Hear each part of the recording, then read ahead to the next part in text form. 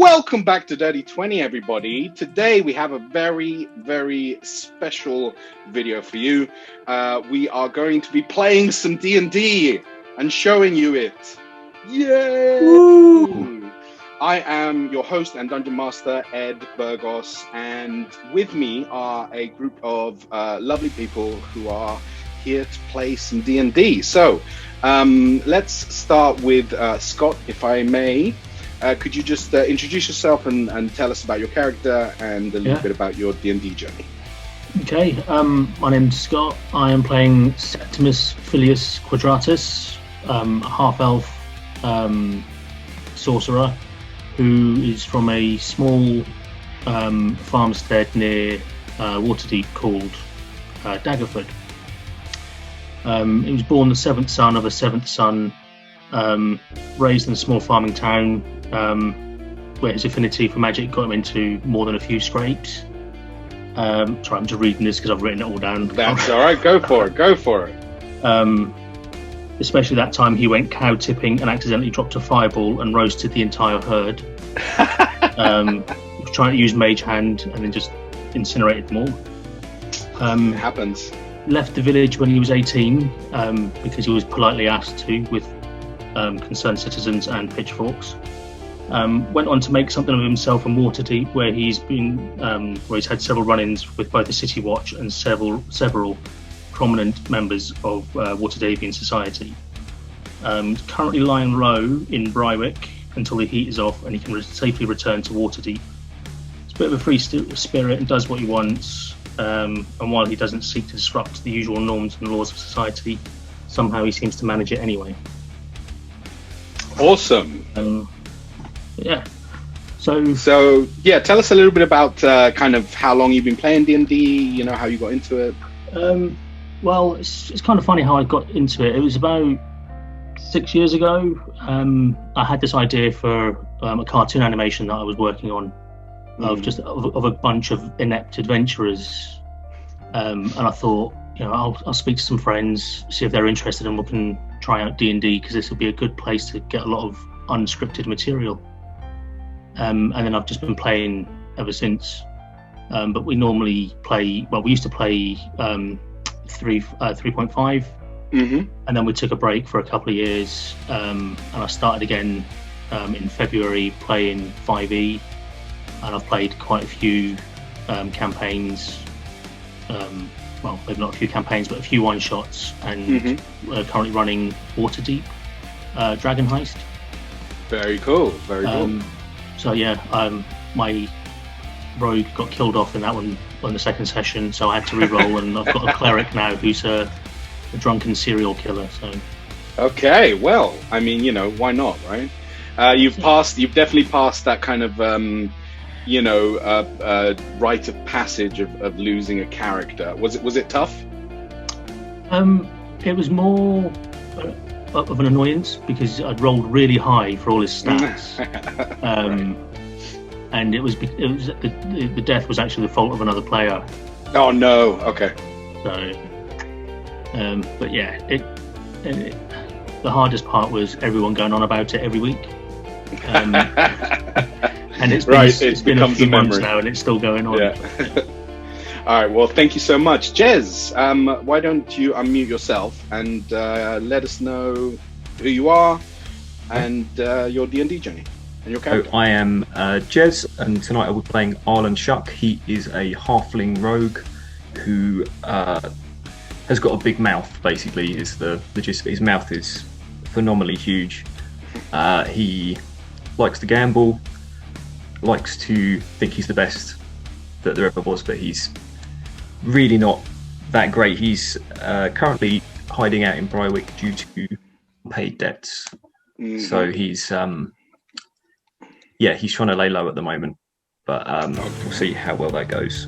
In terms of myself, I've played D&D for 4 years, I think, mainly with Erik and our lovely DM.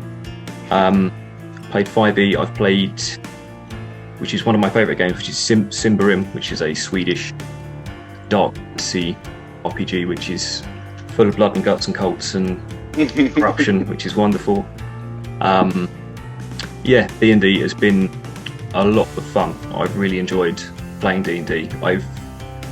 I used to, from when I was about 13, me and my friends played Warhammer Fantasy, and I've loved minis. I paint minis. My Instagram handle is @InChronosWake. Yeah, and from minis... Definitely worth checking out. Some beautiful minis on there. Thank you. Yeah, so from painting minis and then using them in games to being interested in D&D, I've always liked fantasy films and mythology and stuff like that. So, and I like acting and I like doing voices, which...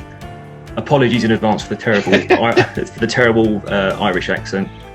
That is going to come out today. It's all right. Yeah. Yeah, that's me. Awesome. Thank you, Jez. And finally, Tumnuts, Erik, with the amazing extra costumage. As you will soon notice, it's actually cosplay, my actual character. Not quite, but you'll see. Either way, yes. Name's Erik. I started with all the PC games, is where I started with sort of role-playing. So I did like Baldur's Gate 2, Icewind Dale 2, Neverwinter Nights, so on and so forth. And I think it was quite late. It was actually Ed here who invited me to a Dungeons and Dragons game, like, you know, an actual one.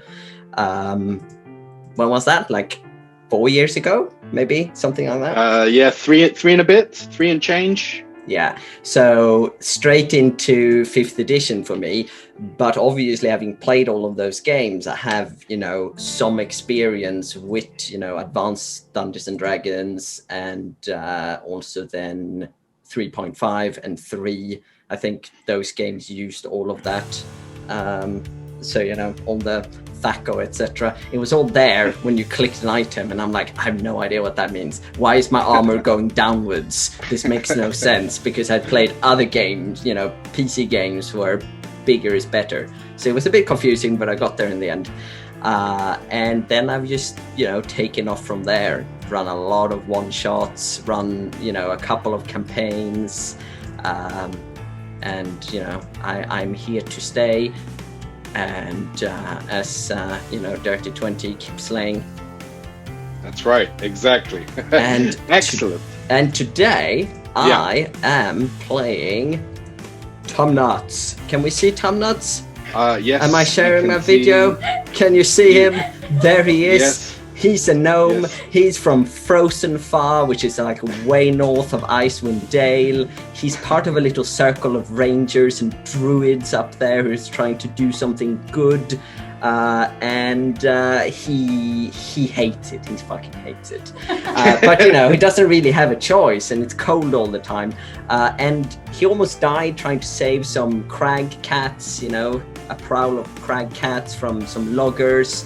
Almost froze to death in a blizzard, and this fey winter spirit sort of came and saved him and sort of fused with him and gave him some interesting abilities, shall we say, and which you are about to see later. And he traveled southward along the Sword Coast, especially during winter, to see if he can help people. And he's sort of been around in Brywich a few times and met a few people there, and so on and so forth. There are lots of misfortunate spirits and people in Brywich to aid. Absolutely. Okay, great. So we're going to get started now, guys. And just to clear things up, Brywich is my homebrew city that I've placed in Faerun on the Sword Coast, so between Waterdeep and Baldur's Gate, very close to an island called Orlumbor. And so you find yourselves in Brywich. It is the eve of midwinter, sometimes known as Dead Winter, and the city of Brywich is covered in a blanket of snow. Nowhere more so than East Brywich, where the wealthy and affluent of the city live.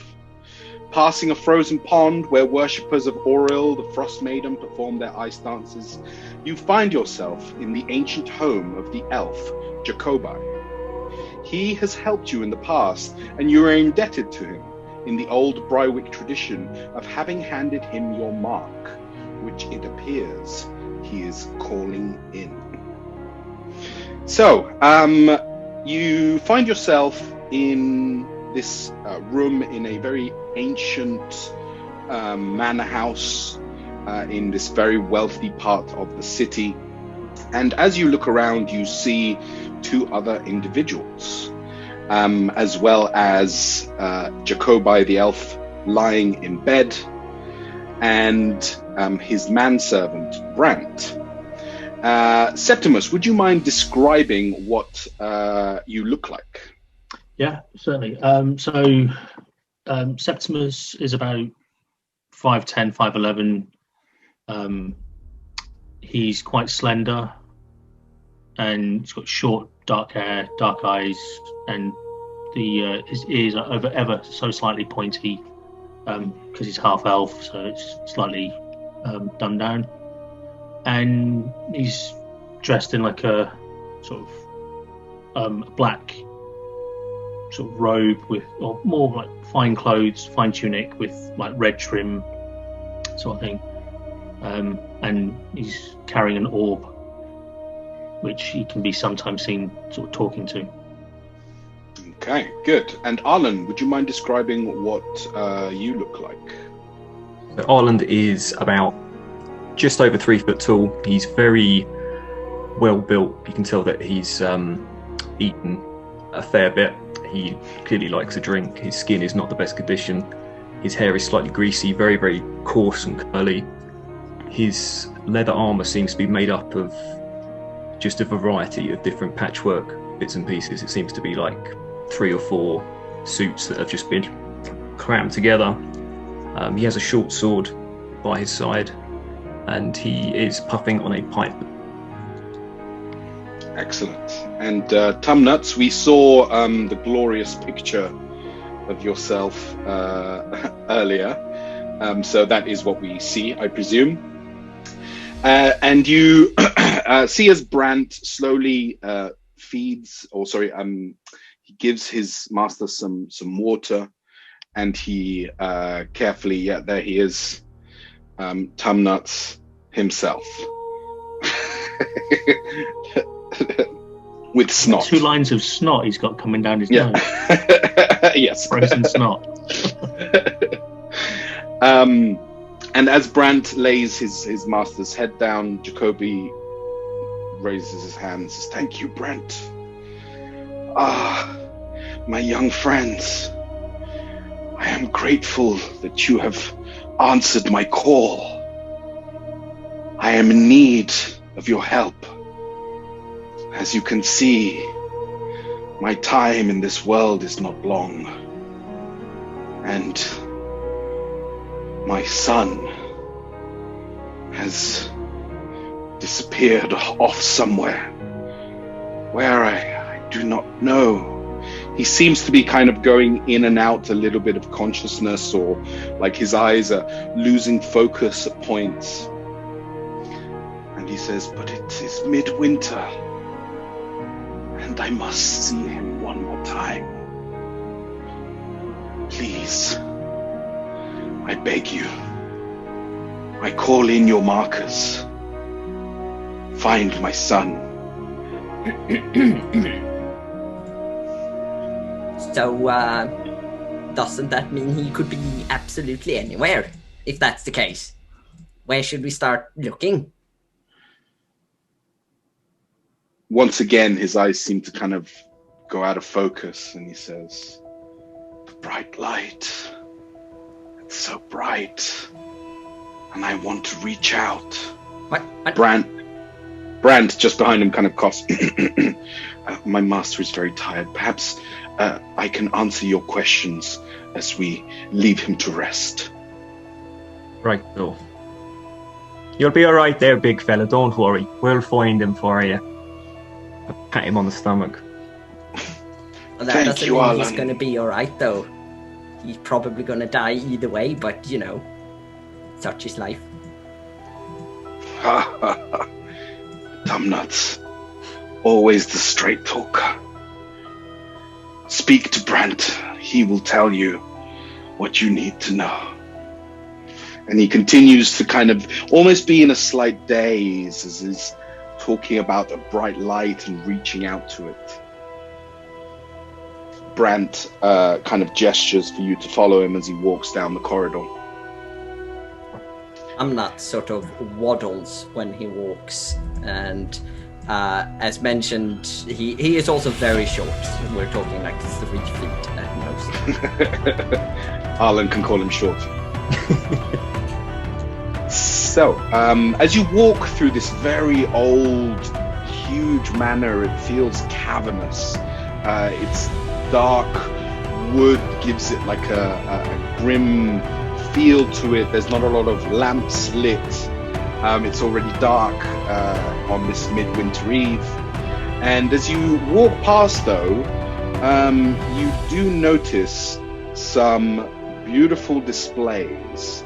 Could I have everyone roll a perception roll for me, please? Ooh. First roll of the night, gentlemen. Brand new dice.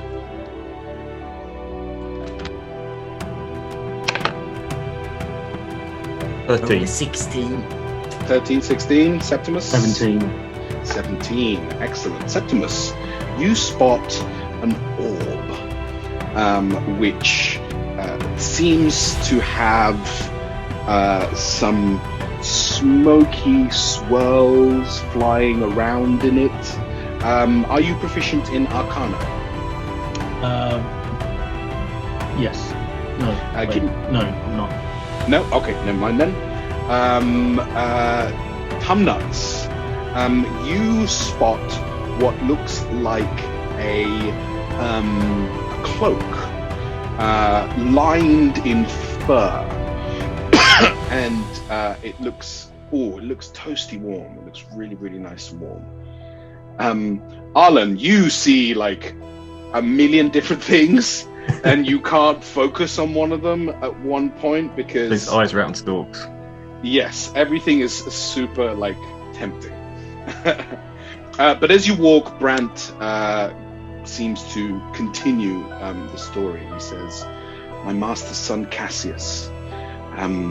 As you may or may not know, he and his father have had a very tumultuous relationship, and well, it would appear that he, in a rebellious act, has turned to adventuring, and the master is very afraid that he may have gone after something which my master himself tried to gain when he was a young adventurer and failed. So this is what we need you to do, is to find Cassius and bring him back. As to where to begin, I don't know. Perhaps, have you heard of the Dread Shear? Arlen, this would absolutely ring a bell for you. It is a famous barber shop, run by a halfling called Gullymore. Let's just check. Gullymort. And you know him. You've gambled with him in the past, so you are aware of this place. It's run by that old the halfling man with the. He's took quite a lot of gold from me over the years, and maybe we should be paying him a visit. You know, calling a couple of favors. Maybe, you never know. Yes, you are correct. The halfling runs the barber shop, and it is a well-known place for information and scoundrels to meet. I strongly recommend you start there. Do you have any other questions? Septimus sort of points at that orb. Is what's that? That is one of the trophies that my master has acquired over the years. Any significant importance? They're sort of edging slightly towards it. Give me an insight check. 5. He seems to be kind of holding something back, but he is saying, no, it's just one of the many trophies that my master has acquired over the years. Any other questions? Meanwhile, in the background, Tamnats has waddled over to that coat he saw earlier, and it's like, trying to pull it down from the mannequin it's sitting on. As you do so, you are there's a little shock, and you take 1 point of damage from what seems to be some kind of protection enchantment that is on not just the mannequin, but the glass cabinets that hold many of the other trinkets. You now can. Sorry, I should have warned you. Yes. Yes, you should have very much have warned me about that. Could I have it, please? Well, my master did say that. Give me a persuasion roll, please, Tumnuts.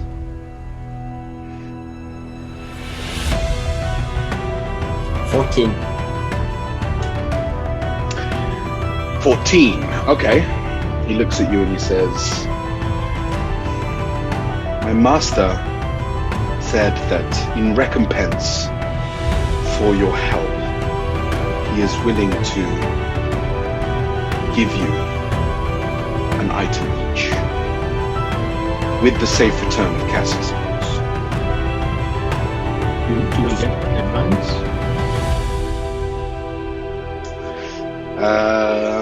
Give me a persuasion roll.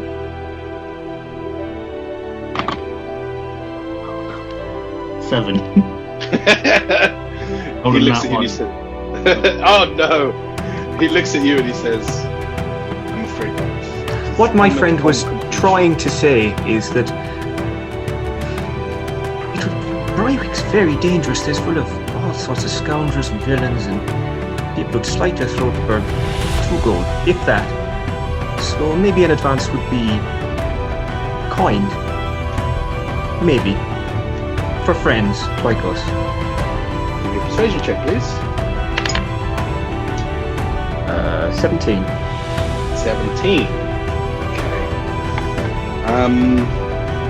He looks at you and he says, "Very well, but a compromise. I will grant you 1 item, which you will return, and then you will be able to pick whatever you choose from the collection." That sounds very fair. Very fair indeed. So he reaches in and takes out a wand and hands it to you, Arlen. And he says, "Be very careful with this. It is a wand of lightning. It has 3 charges. But if you are not a skilled practitioner of magic, the consequences of using it can be most dangerous." He's like giving it experimental, like wild kind of swings, just, it'd be fine. I'm a man of many skills. Brad is like trying to avoid any way that you might be pointing. Very well. When you return the wand, and you will each receive an item from my master's collection. Agreed? Does the item have to, be returned in the same condition that we got it? Fully charged. Preferably not destroyed. Or covered in snot. Quite. Hey. Please hurry. My master's his condition worsens as Dying. the hours pass. Yes. We'll be off to the barbers then. Very well. Good luck. All right. Now, Arland, you are able to guide the group to the area where the sheer dread is located. Right, can I just ask what time of day is it? It is kind of about 4 or 5 p.m. So it's just getting dark. it's kind of a winter solstice kind of celebration. So a lot of people are going home and spending the day in, but there's also people who don't celebrate anything at this time. So the city still has a bit of bustle to it. Still quite fairly well lit. Yeah, fairly well lit. There's still kind of lampposts. There is that kind of blanket of snow everywhere. Everyone's fairly well wrapped up, with the wind chill coming in from the sea. And is there anything else that anybody wanted to do before you headed to the Sheer Dread? Just pick up something hot to drink on the way, I think. Would be nice. Yeah, absolutely. There is a traditional kind of drink that is sold in midwinter in Brywich, which is a mixture of moonshine and some spices, some star anise and some cinnamon and things like that. It's almost like a really strong mulled wine. So it really warms you up. So you want to grab a drink of that, Tumnuts? Yes, please. Yeah, give me a Constitution saving throw, please.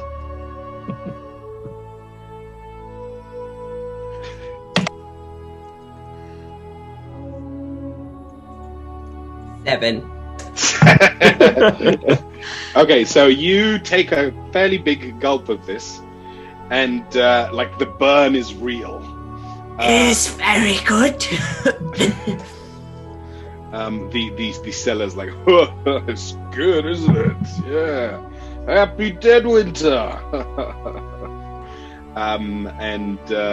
So you feel the burn kind of just go all the way down, but it does kind of warm you up a little bit. So you are going to take 2 points of acid damage, I guess. Acid damage. But you now have a resistance to cold for the next hour, let's say. Okay. We're in quite a wealthy area, aren't we?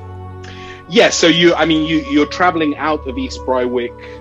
Tumnuts would have got the drink once he was in the more kind of mercantile areas. Okay. I think Arlen will try and resist the urge to pilfer some purses. Do some B&E. Yeah.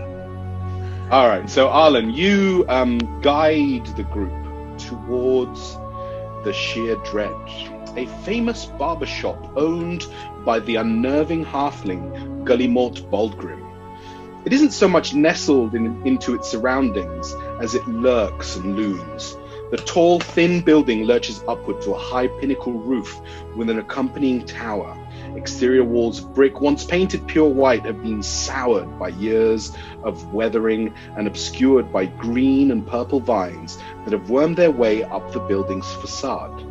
The building stands taller than those to each side, but it sits further back than either of them, as if reclusively staying back in the shadows. Okay. The building's interior, it does little to improve its aesthetic. Age-clouded windows allow only a shivering pale light to slink into the ground floor, where there are customers waiting their turns in cushionless wooden chairs near the entrance. A young male human walks up to you and says, "Oh, hello, gentlemen. Good evening. Happy midwinter. And to you. How can I help you? Are we in for a cut, a shave, perhaps?" Not today, no. We're here to see Gully Mort. We're old friends. Oh, is that so? Absolutely. Well, certainly, please. He is just finishing up with a customer, and he points you in towards a little kind of side where there are more kind of barbershop-style chairs, and you can see a small halfling up on like a stool, and he's doing his thing. You also see a small imp-looking creature who looks really pissed at the world and is like, walking around as if like just hates everything and everyone. as well as a couple of customers. There is a half orc in there and a human currently waiting. So I'll tell you what, let's roll initiative just to decide kind of the order that we're going to go in.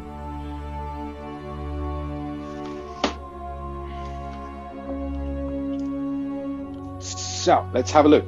Arlen. 16. 16, lovely. And Septimus. 6. 6. And Tumnuts. 3. Okay.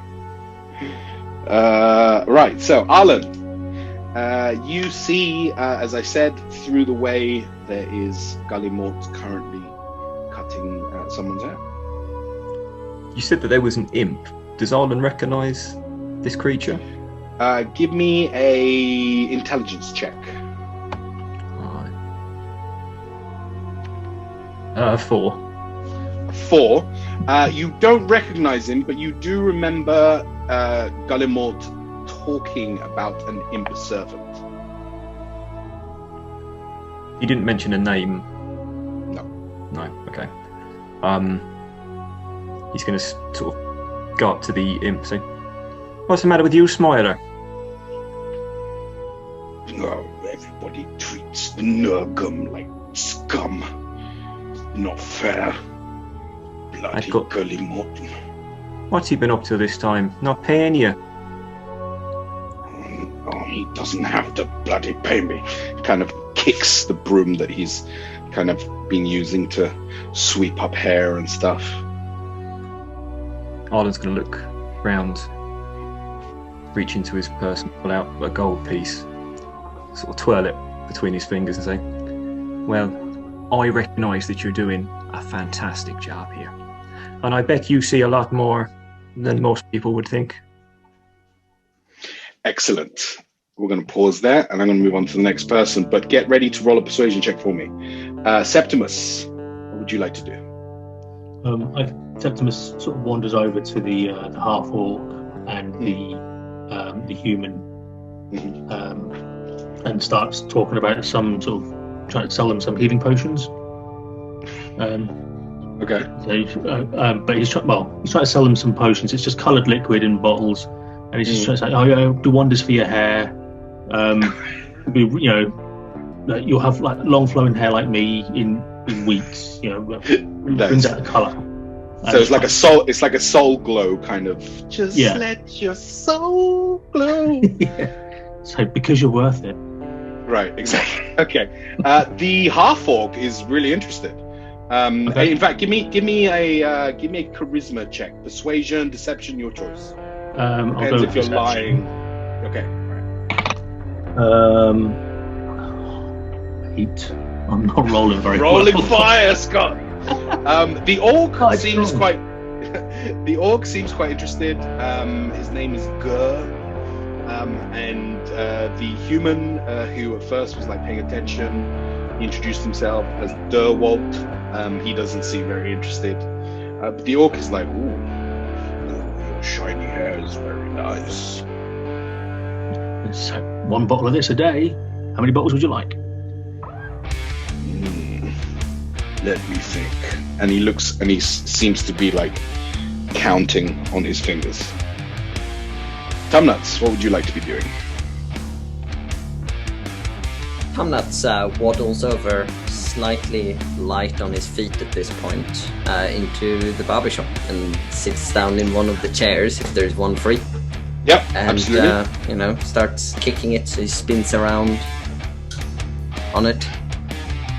A young human male who had greeted everyone at the door, who's like sweeping up, he looks at you and he's like smiling. He thinks you look like kind of cute. And he's like, "Hi." I would like to speak to Gallimort, please, and thank you. Okay, is this are you like a joke-gram or a dead winter-gram? Are you here to sing a song?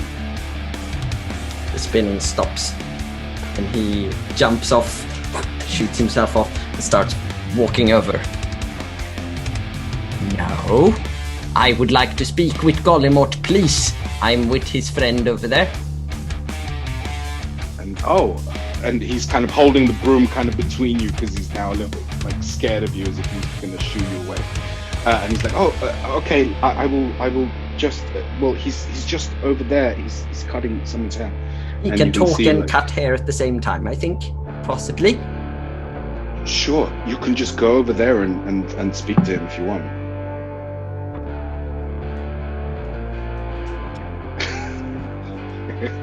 And he waddles over towards Gollimort. Excellent. Okay, good. Arlen, could you give me a persuasion roll? I got a 12. 12. Okay. So, Nergum kind of looks at you. He looks at the gold and says, "What do you want?" Well, it's all rather boring. Someone's on their last legs. They want to see their son for the last time before they die. His name's Cassius. He's meant to have come here. Have you seen him, or? Why should I care if a dying man wants to see his child? On the eve of midwinter, you'd be so cold. No gold for you. No, I'm sorry. But have you seen him? Have you seen Cassius? Kind of like starts turning away, grumbling. Oh, everyone thinks I'm the butt of every joke. Oh, it's just this firm. Right, he's going to flip the coin, put it back in his pocket, and go and find Gollimort. Okay, excellent. Septimus, you currently have a half-orc, kind of half interested. You're not sure if he has much money. He certainly doesn't dress like he is a wealthy individual. Can I see anything of any kind of value on him? Like, Give me a perception check, please.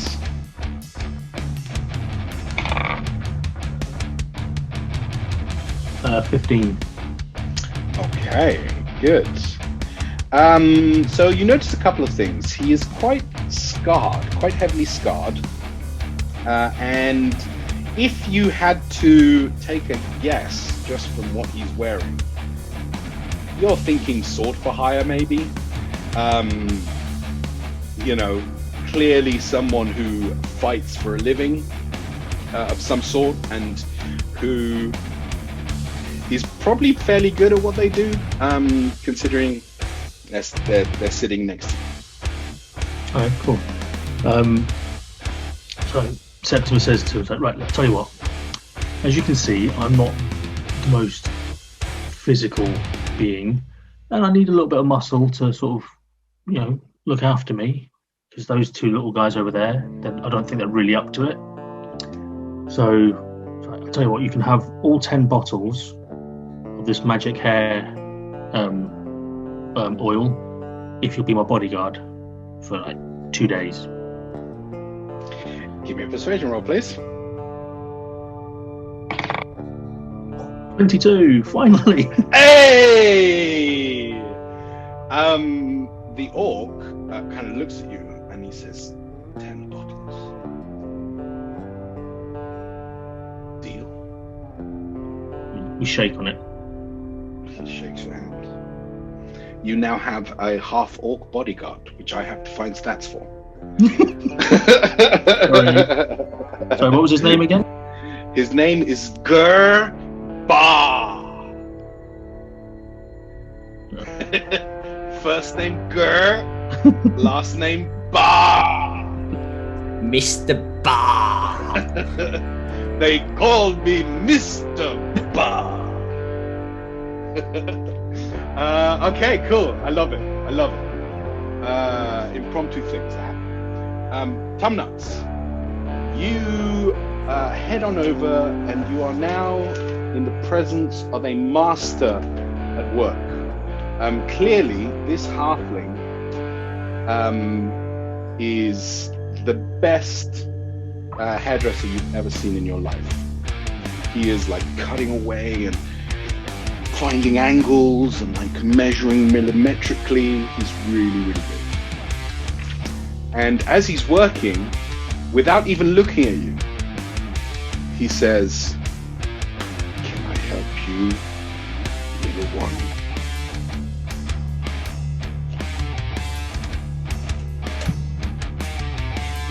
Is he a halfling? He's a halfling. He has a really deep voice. But how tall is he? He's probably like about 4 foot. Like, he's a fairly tall halfling. Tall and slender is how I would describe him. Okay, so yes, For a I'm halfling. still the little one. Fair enough. Yes, so I am looking for Cassius. Is that right? And how can I be of service? I am just a humble barber. Yes, but Barber meets lots of people, and I heard that he was supposed to have been here, and maybe he was here recently. He very dismissively seems to just think for a second and say, well, that doesn't really ring any bells. Sorry. At this point, Arlen kind of walks up, starts to join you. Yes, Tumnus. Insight. Do it.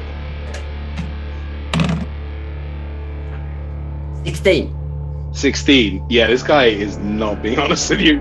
He clearly knows more than what he's admitting. There is an element of, just from what Arlen told you as he was bringing you here, and just from the vibe that you're getting here, this is the kind of place where people appreciate a little bit of anonymity. And so, it would be unlikely that, he would tell anyone that he saw you, for example, like just off the bat. So basically, Tamnut just spins around 180 degrees and runs towards Arlen. Arlen, was it? Aye, that's right. That friend of yours, I can't remember his name now, Gully, whatever. He's a lying bastard. Of course he's a lying bastard. But let's go and say hello to him anyway. Come on. I did already, he's rude. He's just an acquired taste, like yourself. Come on, let's have a look. Come on. Walk over. And he's not going to get too close to Gullymore. I think he's probably slightly scared of him. But, yeah. Gullymore, old friend, how are you? As he hears you speak, his hand stops mid-cut. Really slowly turns his head to look at you and lowers his hands, and he says, "You got a lot of nerve showing up here." In my defense, I was very drunk, so... Make a dexterity saving throw, please. I'm kicking off.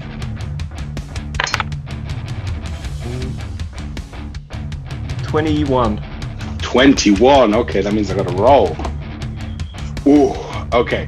So, you kind of get out of the way as he kind of lunges towards you, but halfway through, you notice that he's smiling, and he is coming to wrap you up in a hug. He's like, oh, like as if he knew that was going to happen. It's like, oh, I'm so happy to see you too. Arlen, you filthy rascal. Gullymore, you crazy bastard, how are you?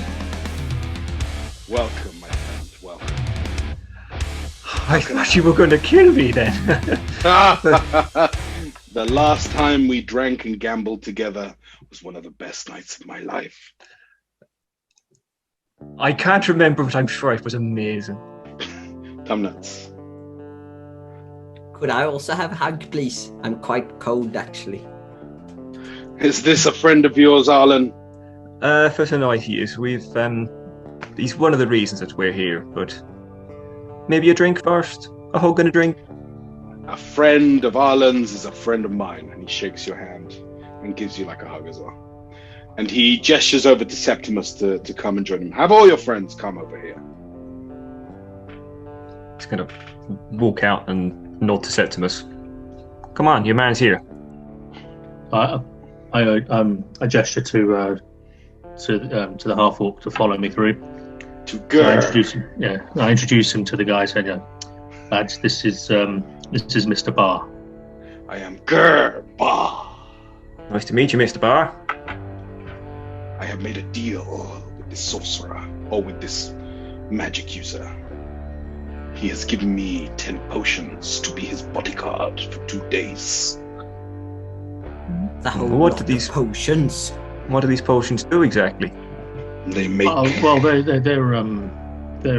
like shampoo. That's like give them a lovely mane, bring out the natural glow, the shine. I will look as good as Septimus.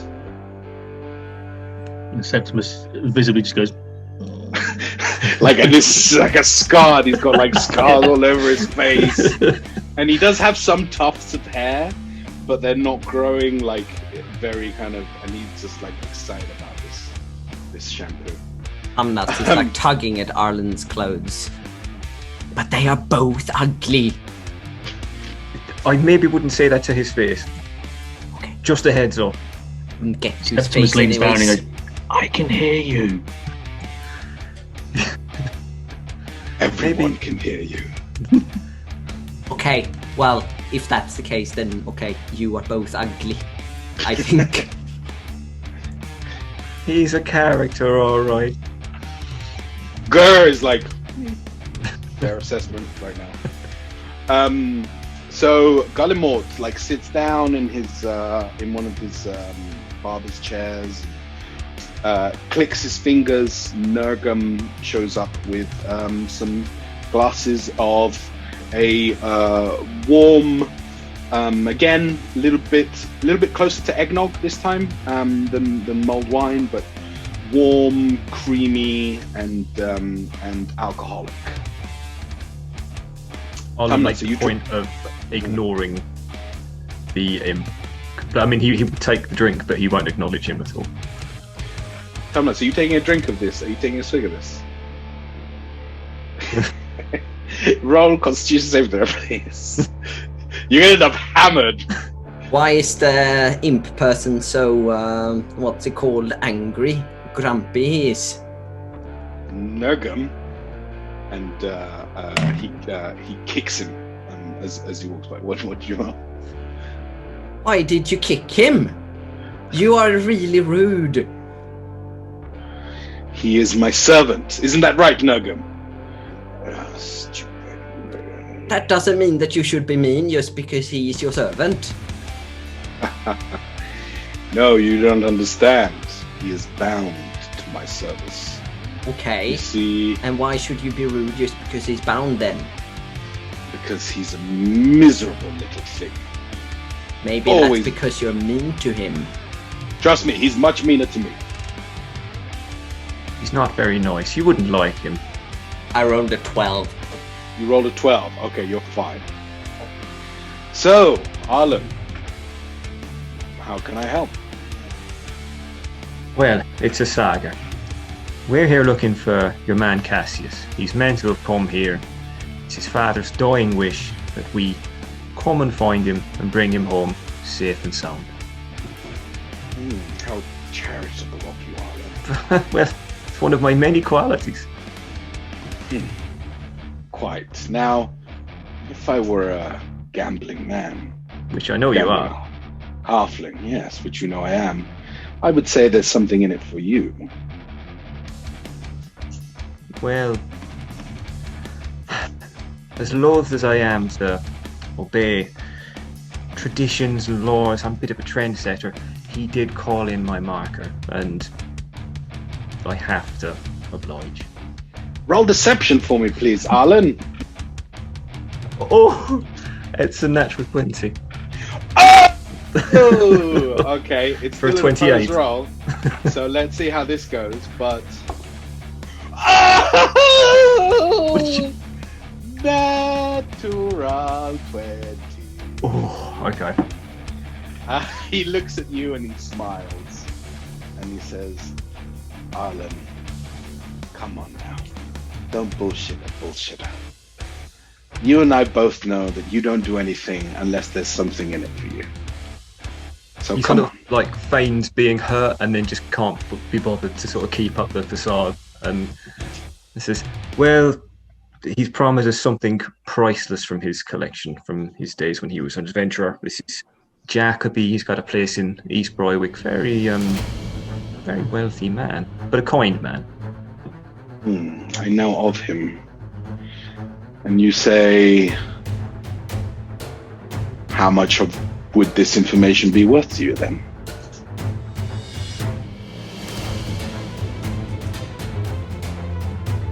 How much would you think it was worth?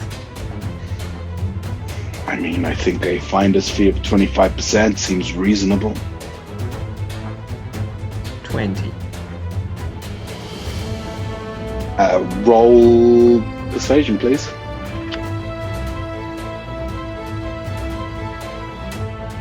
Whether that's a 6 or a 9. Oh, dice, you can't read. It's a 6. 6. 12. No, 6. Yeah, 12. He looks at you. 24. 23 and a half. You know, persuasion check. 10. 24. Last offer. 24 it is. You're a bastard, but you drive a hard bargain. Come on, put her there. He shakes your hand.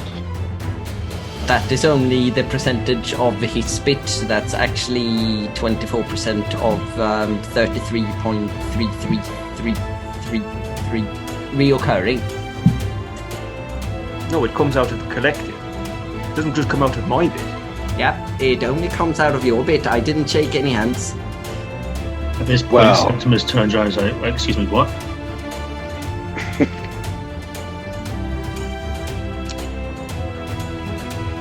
You owe me, Gunnymart. You owe me big time for this. Taking money out of my hands, food out of my mouth, and wine out of my belly. I'm very upset by this. I'll tell you what. Since it's midwinter, 23.5%. Oh, you're a kind man. Okay. So, Cassius, the kid. You want to find him. Do you know what he's after? The Crystalline Snowflake. Where Now. might one find a crystalline snowflake? Well, here's the thing, my friend. It's been gone for a long time. Last anybody heard about it was far up in the north. But there were rumors, old, long-timey rumors, that Alexander Scarthay, the founder of Scarthay University, went and got it and brought it here. Here as in Brywich. To Brywich, to the university grounds. Now, people have been rumoring things that have been found or put in Scarthay for centuries. But Cassius seems convinced. He's got some hard on because his father didn't get it when he was a kid. So he's trying to prove his worth. You know how it is. Yes, little man. What is a crystalline snowflake? Is it not just a snowflake, or it's... Yeah, what is it, please? No one knows. It's just described in fables as a very powerful magical item. So I guess not just a snowflake then. Well, probably not, but who knows? Anyway, the kid comes here and he's ranting and raving about this thing. And he needs to get into the university. That's where I come in. So I told him about one of the side entrances that the faculty use from time to time to get away and have a few drinks outside of curfew, you know. So that's where he went. The university, to be specific, the Norwood. All of you, give me a history check, please. Anyone who's from Brywich has advantage. I know absolutely nothing about any of this, apparently. What did you roll? I rolled a 2 with a -1. Nice. I got 10. 10? Okay. 10. You know that the Gnarlwood is some part of the campus of Scarthay University. Scarthay University is an island. It's just off the bay of Brywich. It's connected by a bridge, which is supposed to be the only way onto the island, but apparently there are other ways. It has, it's where wizards are trained, where a lot of magical research goes on, and it has this famous part of the grounds, which are these wooded areas. A little bit like, Hogwarts has that magical wood kind of outside or on the grounds, similar to that. So the entrance, the secret entrance, is down the side of the sort of next to the wood on the side of the grounds. So it's actually hold on. Did you do me a persuasion roll? You did do me a persuasion roll. Okay, yeah. So he just tells you that it involves going through a tunnel and getting onto the island and climbing over a weak point in the wall, which will get you onto the grounds. And the Gnarlwood is kind of just to the south of this side entrance. Okay. Okay, I think that's all we need to know. Let's go. Thank you very much, Polymorph. I'll be round to drop off your cod. Yes, and don't forget, he lifts up his shears and kind of snips them twice. I don't let debts slide. Understood. Excellent. So he calls over the imp Nurgum, and he instructs it to lead you to the tunnel on this side of the bay to get into the university campus. He grumbles the whole way as he walks you up through the city. Once again, there's revelers out, there's people singing and dancing, and there's a really kind of nice atmosphere in the air in Brywich. There's been a lot of bad stuff that happened throughout the year, but people seem to be reveling in a chance to celebrate it. Welcome. Yeah, what you want? He said you were bound to his service. How do we make you less bound? Unbound, not bound? If only it were that easy. I am bound to him because... I am bound to him for 999 years in service. That's a very long time. Yeah, well... I don't know. Sometimes I think it's better than hell, but... How did that happen? It's a long story, but suffice it to say, Gullimord has traveled the plains, and he picked me up on his journeys. Oh, I see.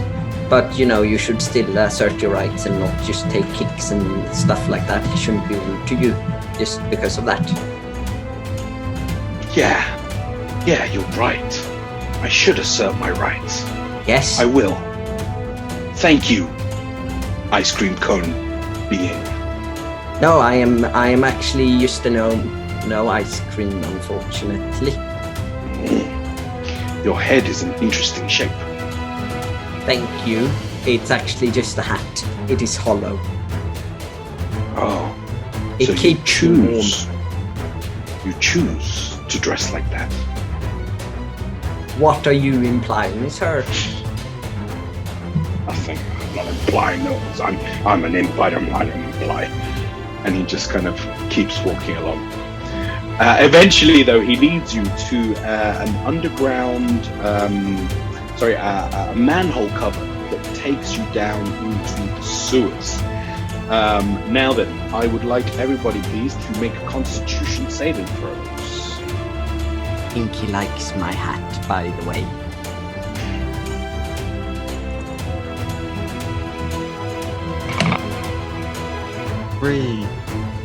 Three, nice. 8. 4. 8 and 4, lovely. This is really unpleasant to be down in the sewers. Even though it's not the height of summer, I mean, it's still bloody awful. And for the two of you that are particularly kind of lower to the ground, it's not nice. However, eventually you do seem to get to a incline which begins to look more like natural rock. And as you walk through, the imp points in the direction of the tunnel, and he says, "That will lead you onto the grounds of the university." So we've been underground this whole... Sorry, we've been underground and it's been dark. Yeah. Yeah. Because Septimus doesn't like the dark, even though he has dark vision, he casts light on Tumnut's hat. Lovely. Tumnuts, you are now glowing. Septimus, could you... is light a cantrip? Yeah. It is a cantrip. Okay, good. So no wild magic rolls just yet. Grr is also with you, obviously. And he... Oh, I don't know if the shampoo is worth all this grief. I'd say to him, I'll give you a couple of gold as well, just to sweeten the deal. Done. He's in. Gold is not very sweet. It tastes sort of like blood. Things you can buy with it, though. I like the taste of blood too. The imp kind of points you in that direction and says, "I'm going back to the barber shop. Good luck to you." Is there like an open sewer? This like literally just a river of... No, so the sewer once you hit the kind of more natural rock, it became just like a tunnel. So there is behind you, there is like open sewage and stuff. But the tunnel that you're now like looking down into seems to be all natural rock. Olin's going to like make a show of, I suppose so, and he pulls the gold back out of his pouch and goes, "Nargum, it's your Christmas present." And he's going to flick it towards the open sewer. Nargum grabs the gold, flick it to the open sewer.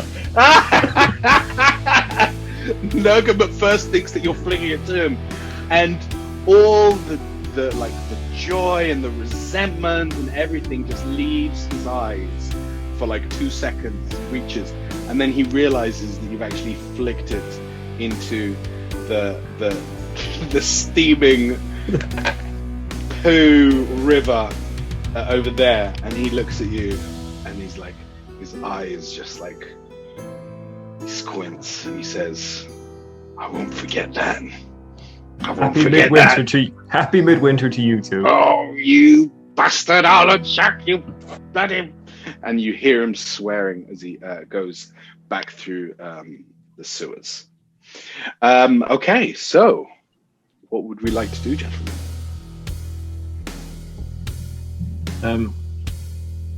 Well, Septimus is staying as close to Tumnuts as possible for the light. And Gur also seems to be a little bit scared of the light, and he's also uncomfortably close to Tumnuts.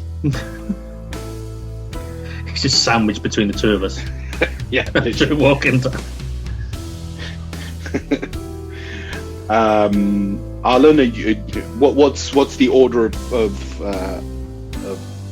progression? I suppose he's halfling.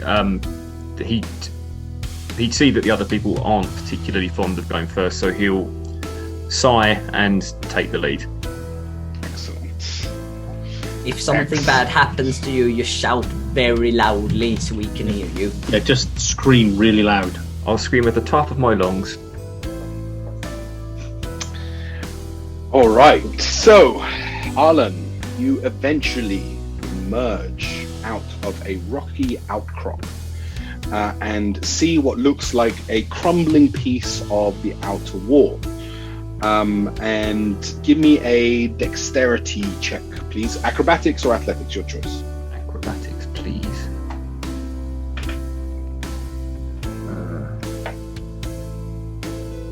23. Beautiful. So nimbly you're able to climb up through this little kind of side crevice, and I'm just going to read a little bit to you. Could the other guys please also give me dexterity checks? What are we doing? We're doing either acrobatics or athletics to climb up and over the wall. So coming out of the outcropping, the cave, the tunnel, and now just a little climb. It's okay, little man. I've got 7. Sorry, you have advantage, Septimus, because Gur is helping you. Oh, okay.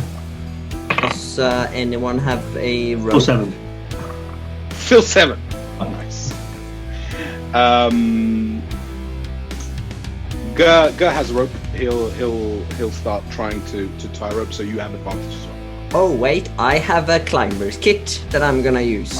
So I'm taking out a little hammer, and you see little pittance, and very slowly. It takes quite a while actually. And let's see. Could we not throw Tumnut? Well, could we not get Gur to throw Tumnuts over the wall and then throw me over afterwards? Probably a bit too far for Gur. He's still strong. No. I will not be thrown. I'm very good at climbing, and I rolled an 18, so there we go. Excellent. You also managed to get up eventually, Septimus, but it takes you a little bit longer, and Gur's actually having to help you a lot. Yeah. He's more concerned about his clothes. He's like, not the clothes. And just to recap very slightly, we had just arrived at Scarthay, and we had just climbed over the exterior wall. And the little-known side entrance to the great institution of Scarthay University of the Arcane is a reasonably well-kept secret amongst some of the faculty, who regularly break curfew to drink at the trendy wine bars of the city. Once through the tunnel and over the wall, you arrive at a pristine scene of winter wonder, as the immaculately kept grounds and magically lit grandiose buildings immediately contrast with the dark woods at the south of the grounds. You can hear what sounds like the traditional dead winter feast, famous in all of academia for its length and gluttony, all but guaranteeing nobody will be on guard. So, could I please have everybody give me a survival check? Tumnuts.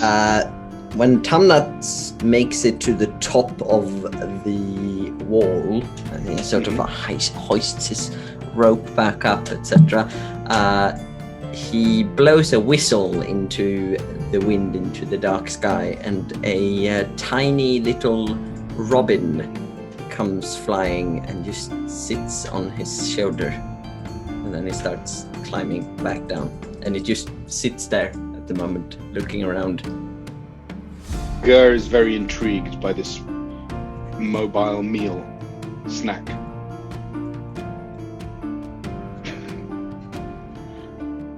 He is not for eating at all. Oh, shame. He looks tasty. Him on the shoulders. We'll get you a bigger one. A better one. With nicer hair.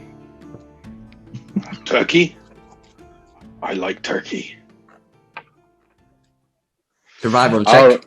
Yes, survival check, please. 2. 2. I need new dice. This has not been my friend. 14 plus 6. Dirty 20. Keep slaying. Keep slaying, bitches. That's right. Yes. Well done. We always need one of those in every session.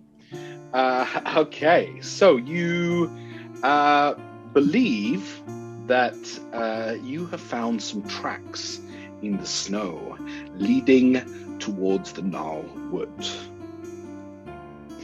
What kind of tracks do I know with a dirty 20? Yeah.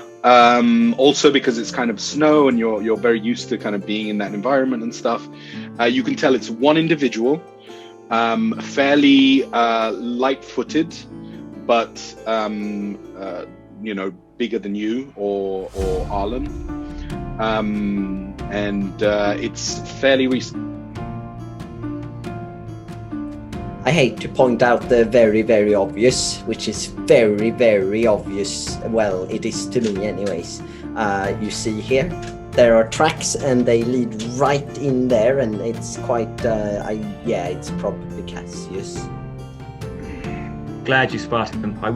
I spotted them well before, but... No, you didn't. You are a liar. Yeah. Yeah. Okay, so if you begin to follow them, they lead you into the woods. As you enter the woods themselves, the gnarled bark of these trees, devoid of leaves, but still somehow creating a somber, beyond dark night covering up the stars and moon, and you are immediately filled with a sense of dread. Could everybody give me a perception check, please? Really quickly, how long has it been since we left the sewer? Probably about 20 minutes. Okay, so Tumnut's hat is still very well lit. Okay, yeah. Tumnuts, your hat is still very well lit. So that perception, yeah? So 16. 16, nice. Arlen? 15. Tumnuts? Tumnuts takes his sort of round part of his hood and just pulls it down over his eyes, and the little robin takes off and sits up on one of the branches, and I'm currently seeing and hearing through his eyes. So excellent. I'm having him do the perception check. With advantage, please. Is it not necessary? I mean, another dirty 20. 16 plus 4 this time. Nice. Keep slaying. Okay, excellent. Your robin, as it reaches up. So Arlen and Septimus, you both feel like something or someone is watching you. That's the vibe that you get. Now, the robin is perched up on a tree, and as it kind of looks around, and you see in this slightly distorted view, which is almost like a fisheye lens, allowing you to see so much more of the forest. The robin feels a slight crackle, almost like a static, coming from the tree that it is currently perched on. What kind of crackle? Are we talking a little shaking, or No, more like a static, more like a kind of buzz. Blitz. Yeah, almost. That's what it feels like to you, sensing it through the robin. Nuts. What are you doing? I am looking around. I am, and apparently the trees are very weird in some way. Alright, well, let's just keep moving. I'm not liking this spot. It seems a bit out in the open, maybe. Come on, let's please. It's just not stay here any longer. If the robin takes off and lands on a different tree, does it feel the same? No, it does not. It feels different. It feels more like ordinary? Yeah, there's no static. There's no feeling. Oh, wait, everyone. Okay, I was wrong. It was not just all the trees that are weird, it's just that one over there, which is really weird. Arlen, you should go and kick it or something to see what happens. Pick a tree. Or I don't know. This one here. Yeah, that one there. Okay, he's going to walk over to it and just give it a shove. Just make some sort of contact with it. As you do so, the tree just seems to animate, and its branches begin to swing and crack. Everybody, please roll initiative. Uh-oh. Oh, God. 12. 7. 12, 7. And I rolled a 3.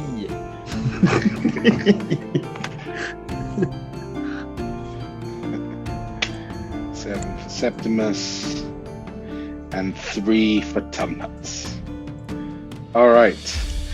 So, Arlen, what would you like to do? Is this it's almost like thunder crackling as this gnarled tree comes to life and swings, and it's reaching its branches round towards you.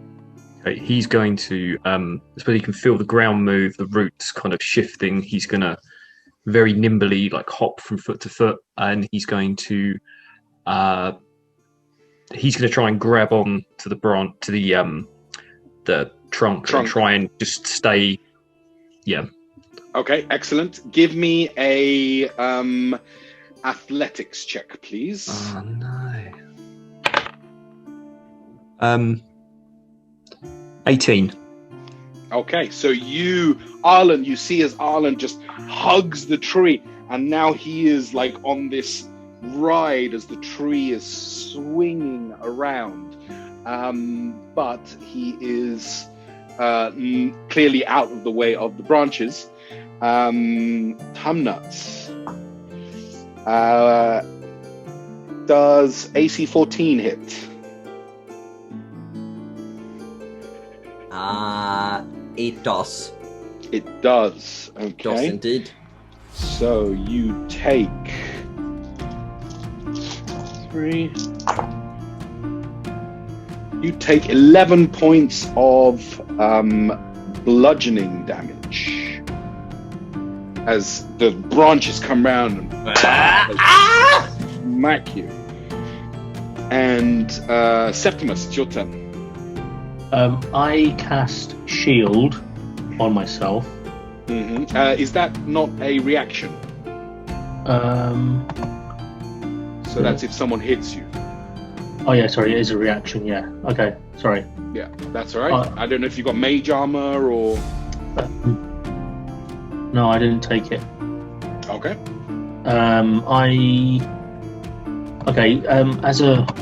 As an action, can I, or maybe a bonus action? I don't know. Can I give Gur some lamp oil to throw at the tree? Yes, you hand Gur some lamp oil and say, throw. Okay. He looks at you and he nods. That was a bonus action. What would you like to do with your main action? Can I cast message to Arlen and say, get off the tree? We're going to light this sucker up. Right, it's a little bit difficult at the moment, but I'll try and get out of the way as quick as I can. Okay. Tumnuts, it's your turn.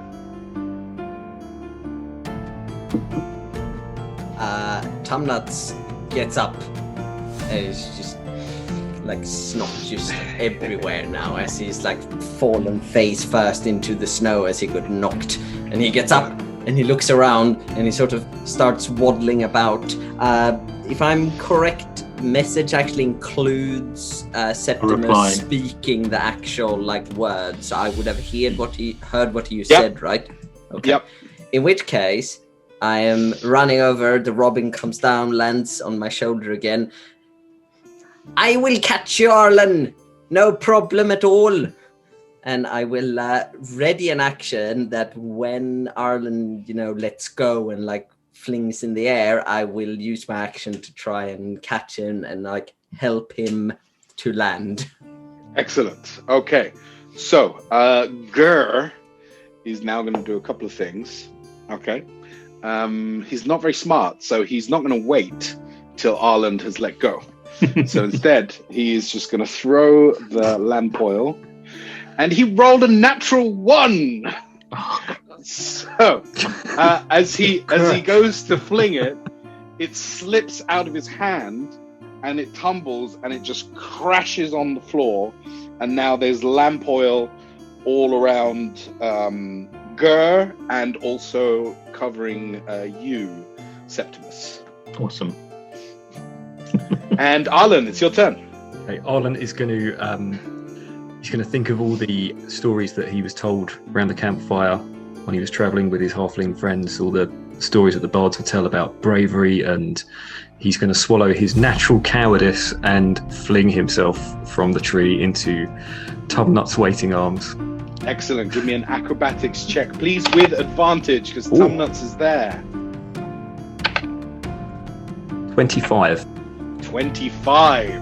So you pirouette and like double curl off, like landing with like sticking the landing just as Tubnuts like grabs you. It's this beautiful, almost like Dirty Dancing moment, but with two little people and Christmas music playing in the background. So like face to face, like sees Yes. Tubnuts just There's snot everywhere. Thank well you. done. Up and then I it's got just you. clapping away. Yeah. Goes like, that is my throat. thank you, little friend. All right, Please the blow your tree nose. is going to have a whack. Ooh! Natural 20. So, that is going to be on Arlen. And that is going to be... I must have something. Uh-oh. All right, so that's going to be 18 points of bludgeoning Oh, damage. shit. Okay. Still up? Just about. Okay. And Septimus, it's your turn.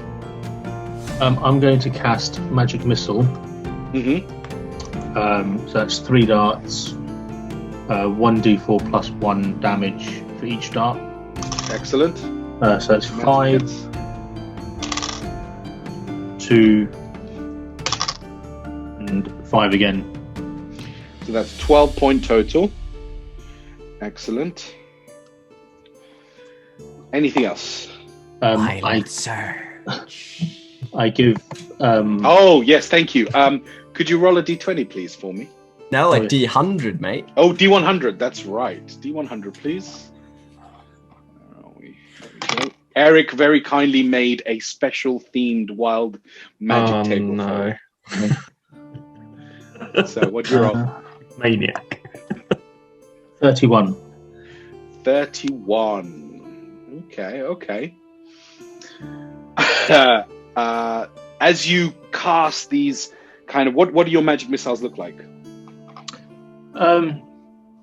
Just darts, fiery darts, just Excellent. So like, as the fiery sort darts, of like a sparkler flying through the air, so that little fizzle at the end, like. right. So as the sparks fly through the air and it'll connect with the tree, and it kind of shakes. A wrapped gift box magically appears just about 30 feet away from you. And as you look down, you realize that all of your equipment has been teleported into the box. I'm naked, or is it just my equipment? Just your equipment. So your orb, your like just everything that you're carrying. Okay. Excellent. Good. First wild magic. I like it. Tumnuts, it's your turn. Arlen, are you okay? I felt much, much better. Trees have a big weakness. Do you know what it is? Fire, I'm assuming. No, they can't fucking move. Maybe we should run.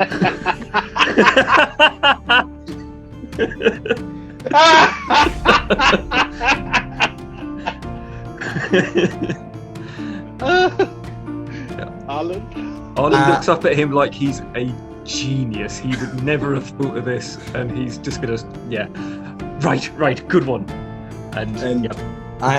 My turn. I'm gonna use back away from the tree, like hopefully out of range, whatever, 15 feet or something like that. Yeah. And I'm gonna look to Septimus, and I'm going to ready a cantrip, Frostbite, to use on the tree if Septimus either continues fighting or doesn't run, or someone, or I guess that's too many. Yeah, that's the one, and I pass my turn. Excellent. Arlen, it's your turn. Arlen is going to sort of scramble away, clearly panicked and frightened, when he realises that he's far enough away from the tree to be in no danger. He's going to stand up, dust himself off, cross his arms, and just... They're still fighting. This is just... He's going to take the wand and point it at the tree and just... He's probably heard... He's been around casters. He kind of knows what they do. Yeah. He's going to say some words that he's heard them use when they've cast magic. Okay. And it will probably work as far as he's concerned. All right. What are those words? It's gonna be. I won't embarrass myself by trying to do it. It would sound like Underdark or Undercommon, but not anywhere near the correct words. He's probably going to say a curse word or something. But okay. Make an Arcana check for me, please.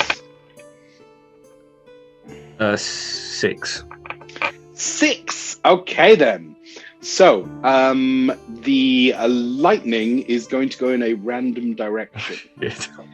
Okay. So please roll a d8 and tell me what the number is.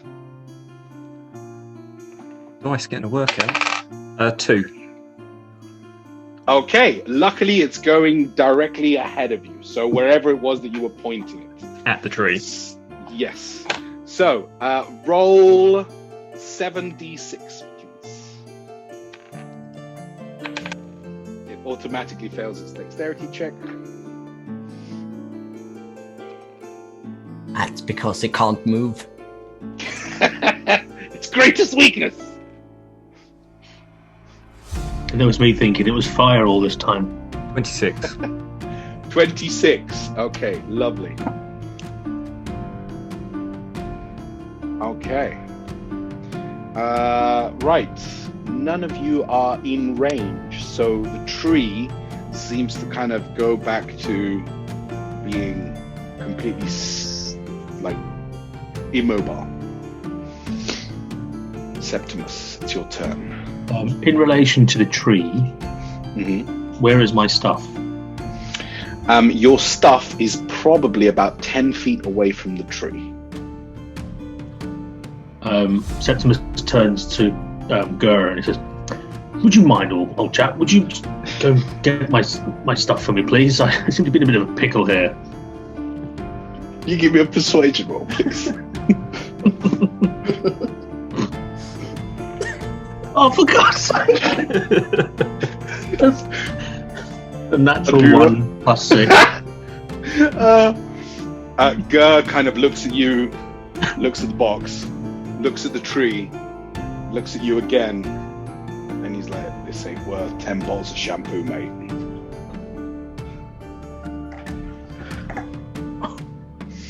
Fine, another gold piece, which incidentally is probably in the box. He kind of looks at you and looks at the box, and he's like, and he kind of starts taking off his gear, and he seems to get down to just bare minimum. kind of gets down into a stance, and he goes and he sprints. And very nimbly, you can see he's clearly good at whatever it is he does. But he runs, he slides, he grabs the box. The tree comes down, trying to smash him, but he manages to roll out of the way and come running with you, back to you with the beautifully wrapped box containing all your shit. Septimus takes it off and says, "Thank you, old chap. There's a gold piece in here for you somewhere." Just rummaging around in his box. Yeah, as you kind of put everything back on and stuff, the box just magically, like as if with fairy dust, disappears. Grr. Grr. You may look ugly, but that was pretty beautiful, I think, actually. Thank you, small ice cream cone. Pass him a gold piece out of a box. Yeah. He takes it, kind of bites into making sure that it's real, and puts it in his pocket. So, what are we doing? I believe we were going to run. The current route where the footsteps seem to be going goes past the tree. Oh, okay, so that might be a little bit of a problem, maybe. But, we shot lightning and all sorts. Burst off the tree and then kind of pick it up again afterwards. Sure, yep, you try that, and after about 5-10 minutes of walking, you realize you find yourselves back right in front of the tree. So there seems to be something turning you around and not letting you go any other way. Okay, I say this. We count to 3, which is 1, and then 2, and then 3. And when I say the 3, so not before, on the 3, and I won't continue to 4 either. So just 3. We all just use something to hurt the tree at the same time. 1, 2, 3, and then do it, or 1, 2, 3, then do it. No. 1, 2, do it on the 3. Okay, I give Gur my last bottle of my last flask of oil. Like, yeah. Please don't miss this time. Oh, no problem. That was like a fluke. Never happened to me before. He goes and he seems to wait for Tumnuts. I am preparing frostbite again to use on the tree, and when I have counted to 3. Instead of using before using frostbite, would it not be better to use I'll use firebolt on the tree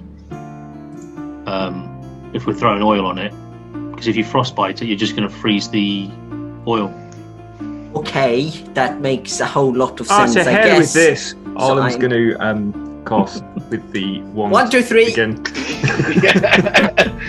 Okay, so Gur throws a lamp oil and he rolls a 3. Septimus just glares at him. and it kind of like lands about 10 feet away from the tree, not really having burst either, not having smashed. But all of you, please do your thing. Arcana check for Arlen, please. Septimus. I'm going to use firebolt. Firebolt. And Tumnuts, what was it that you were going to do? Well, I am, since he said don't use frostbite, I am bringing out a tiny little sling in which I put a big roasted chestnut and shoot it with the chestnut. Excellent. So, Arlen, what did you roll? 19. 19 is definitely a hit. Please give me 7d6. Could Septimus give me your firebolt? Did you roll 1? It's 21. 21, very nice. You hit, give me damage. Tumnuts, your slung warmed chestnut flies like miles over the tree. But it does land next to a squirrel who now believes in a higher power. And that's how cults are started. Exactly. Septimus, damage. 2. 2. Okay. And Arlen, damage. 24. 24. Okay. So as you all throw everything you've got at it, even Gur grabs a twig, throws it at the tree as well. But it's the lightning bolt that once again just arcs straight into the tree, and it bursts into flames, cracks in half, and you see a flash of blue light coming from the base of the tree, and the tree just sits there, just on fire, as if lightning had hit it. So the fire is just normal coloured. It's nothing magical about it that we can sort of discern. No, nothing that you can really discern. So when the flash happened, was there any was it like something escaped, or it just dissipated? It's something that seemed to dissipate, but it wasn't all over the tree. It came from a very specific area around the base of the tree. Okay. Maybe we should go and poke it. That's an excellent idea. You're so brave for volunteering. Go and have a look. The robin instantly goes flying into wherever the light came from, and it sort of goes down onto the ground and pokes about. Give me a perception check, please. God damn it! That is a 2, and that's not good. However, I've got pretty good plus a 6, so that's 8 total. There's a stone here, but that's the only thing that seems to be there. It looks a little bit different to the other stones, to the robin and to you, but that's all you can tell from looking through the robin's eyes. Okay, there is absolutely nothing here. That light was probably something we imagined or whatever, maybe illusion. Let's continue. Where are the tracks leading? You've been drinking quite heavily. Are you sure about that? I am always sure about that. Out the way, come on. Arden's going to elbow him out the way and try and... Rude. Oh, no. No, he's not going to do that. He's going to realise that he smells like lamp oil and go nowhere near that fire. Yeah. You're right, it's probably nothing. Okay, I will take the lead this time. And I will walk following the footprints at sort of towards next to the tree. Yeah, absolutely. Give me a survival check, please. Everyone. I'm going to give Tumnuts just advantage on this. Oh my god, that's a natural 20. Oh, beautiful. Plus so you can... 6 for 26. Nice. So you are able to pick up the tracks once more. And they continue deeper into the woods. I will follow them. This is really easy. The tracks are right here. Look. This is really easy. It is really, really easy to follow these tracks. Well, I imagine they're quite easy to follow when they're right under your nose. What are you implying? I don't like jokes about short people. I find it very...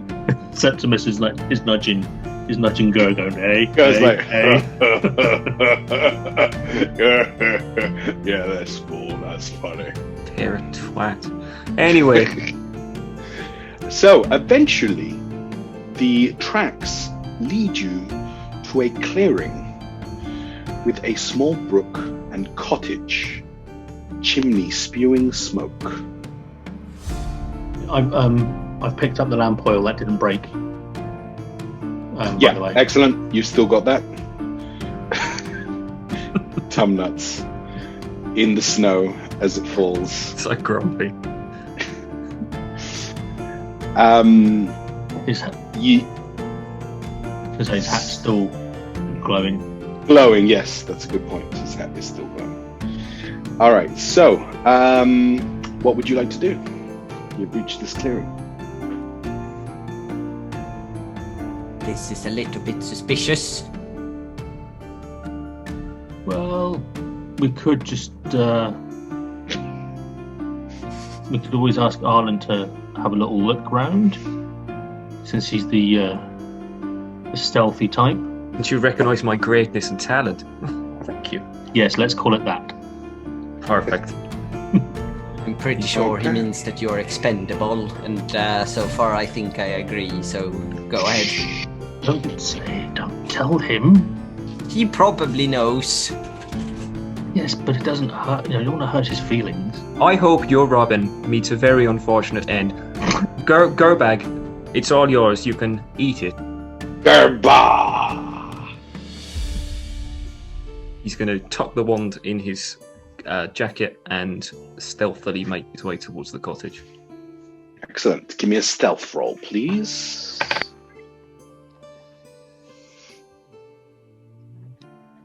Uh, 16. Lovely. So as you approach the cottage, you begin to smell what smells like a lovely meal being cooked. And as you get closer, you can peer inside. It's a very simple cottage. I mean, it seems like it's just stones piled upon each other, and very, very basic like living situation. But there is an old man inside, and he seems to be cooking. He's going to take a deep breath. He's going to grab some of the snow from the ground, rub it in his hair, rough up his clothes a little bit. He's going to try and hide any weapons that he has. Mm-hmm. Oh God, please help me. I'm so lost, please. The door is opened, and there's like just hunched over old man. He's got like a walking stick. He's a little bit grimy, very long beard, unkempt. He looks like a hermit is how you would describe him. I'm so sorry to intrude, but I'm just lost. I don't know where I am. I'm so thirsty. My stomach gives me no rest. Would you spare any warmth even? Certainly, my boy. Come in. And he's Join me. Motion behind the door to people to follow. You're too kind, sir. Please, take a seat. Warm yourself by the fire. Very nice, thank you. Can I make an insight roll on how his demeanour is? Sure. 2. Sorry, 4. 4? Okay. So much better. He seems like a kindly old man. Perhaps not that used to company, but he's being very nice, and he's gesturing for you to come and have some warmth from his fire, and maybe sharing his food. Very kind of you. Of course it is. It's the eve. Please, tell your friends to come in. You can come in, but not the Robin. Stay out in the cold. It is not your cottage. Hello, good sir. Hello. Can my Robin come in too? Certainly. All are welcome here. That is excellent. And also, she's got a name, actually. Naughty. Robin. No, it's Batman. I sit down on a chair that I like pull myself up on and sit down. Mm-hmm. Welcome. So why are you out here all on your lonesome? You're a crazed lunatic or something. I believe the question is more why you are here. As he's pouring out some like stew into these kind of earthenware like bowls, and he's passing it to all of you. Gur immediately grabs it and starts like spooning it in. I mean, you look pretty old. We are looking for someone called Cassius, and he's meant to be not as old as you, I think, at least in... I don't know. Is your name Cassius? No, I am not he who is called Cassius. What is your name, sir? My name is Krampus. Would we have heard of the name Krampus? Give me a history check. Again, I know absolutely nothing about this name. 15. 15. 8. 8. In your dabblings in the arcane and things like that, Krampus is a word that you have come across, but it's more of a title than a name. It seems to denote a guardian of some sort. Okay, so do you know anything about Cassius or where he might be? Because otherwise we must be going, because there is this man that is dying with the present tense, so it hasn't happened yet. It's happening now. So But we don't know if it's happened yet. We haven't seen him for a few hours. Good point. That means we need to be even faster. Yes, Jacobi is on his deathbed. That's his name, yes. How do you know his name? Maybe they're friends. We know his name. It's not weird.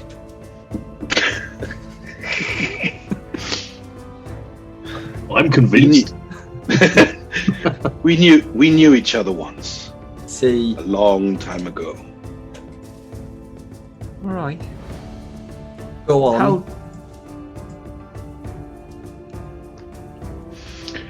He was once searching for what his son now searches for.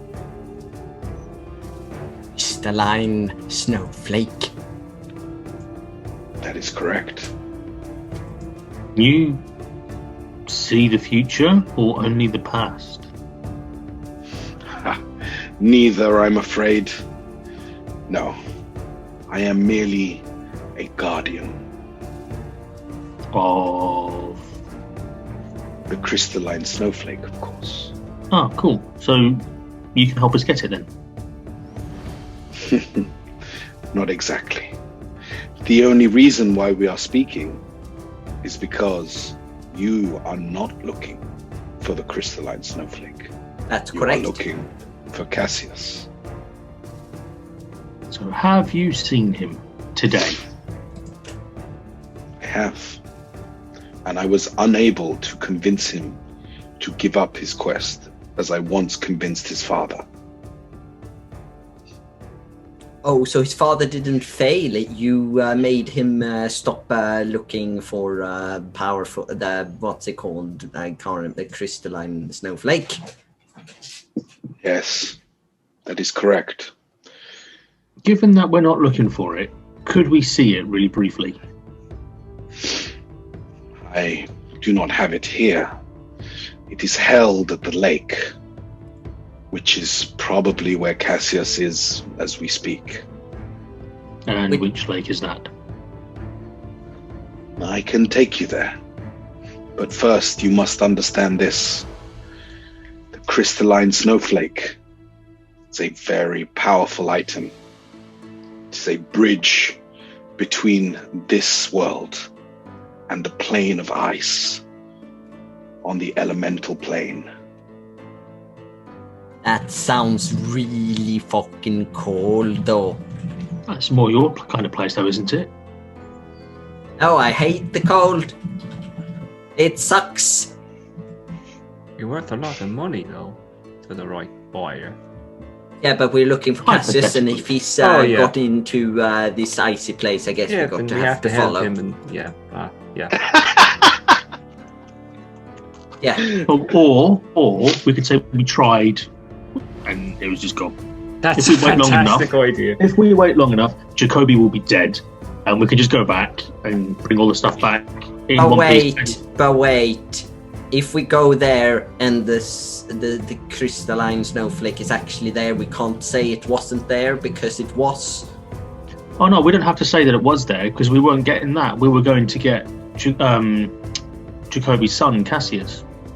So all we have to do is go, if we wait long enough, Jacobi's going to die, and then we can just go back and go, yeah, well, we tried, we couldn't find him. That sounds like a shit idea. I don't know, it's self-preservation. But he might know where this snowflake thingy is, and then we could Okay. do a good deed and help ourselves at the same time. It's quite selfless, really. You are sleazy and lying people, but you gave your marker and it has been called in, and if your word is not worth that much, at least your marker might be. So I think you should go and find Cassius if you can, and then we can take the Crystalline Snowflake. Oh, sorry, Krampus, we won't take the snowflake. He's like, you realize I'm still here, right? No, it's okay. We won't steal anything. We'll address the Krampus in the room. Arlen's going to take a hanky out of his jacket, walk up to Tom Nuts, and wipe and say, "You've a good heart." Say, "You've a good heart," and you're right. The marker should mean something, even if nothing else does. That is right. Let's do this. Septimus is kind of mumbling under his breath, and it wasn't even my bloody marker. Oh, wait, I have a question, Mr. Krampus, sir. Yes. A snowflake, does it lead both ways or only one way?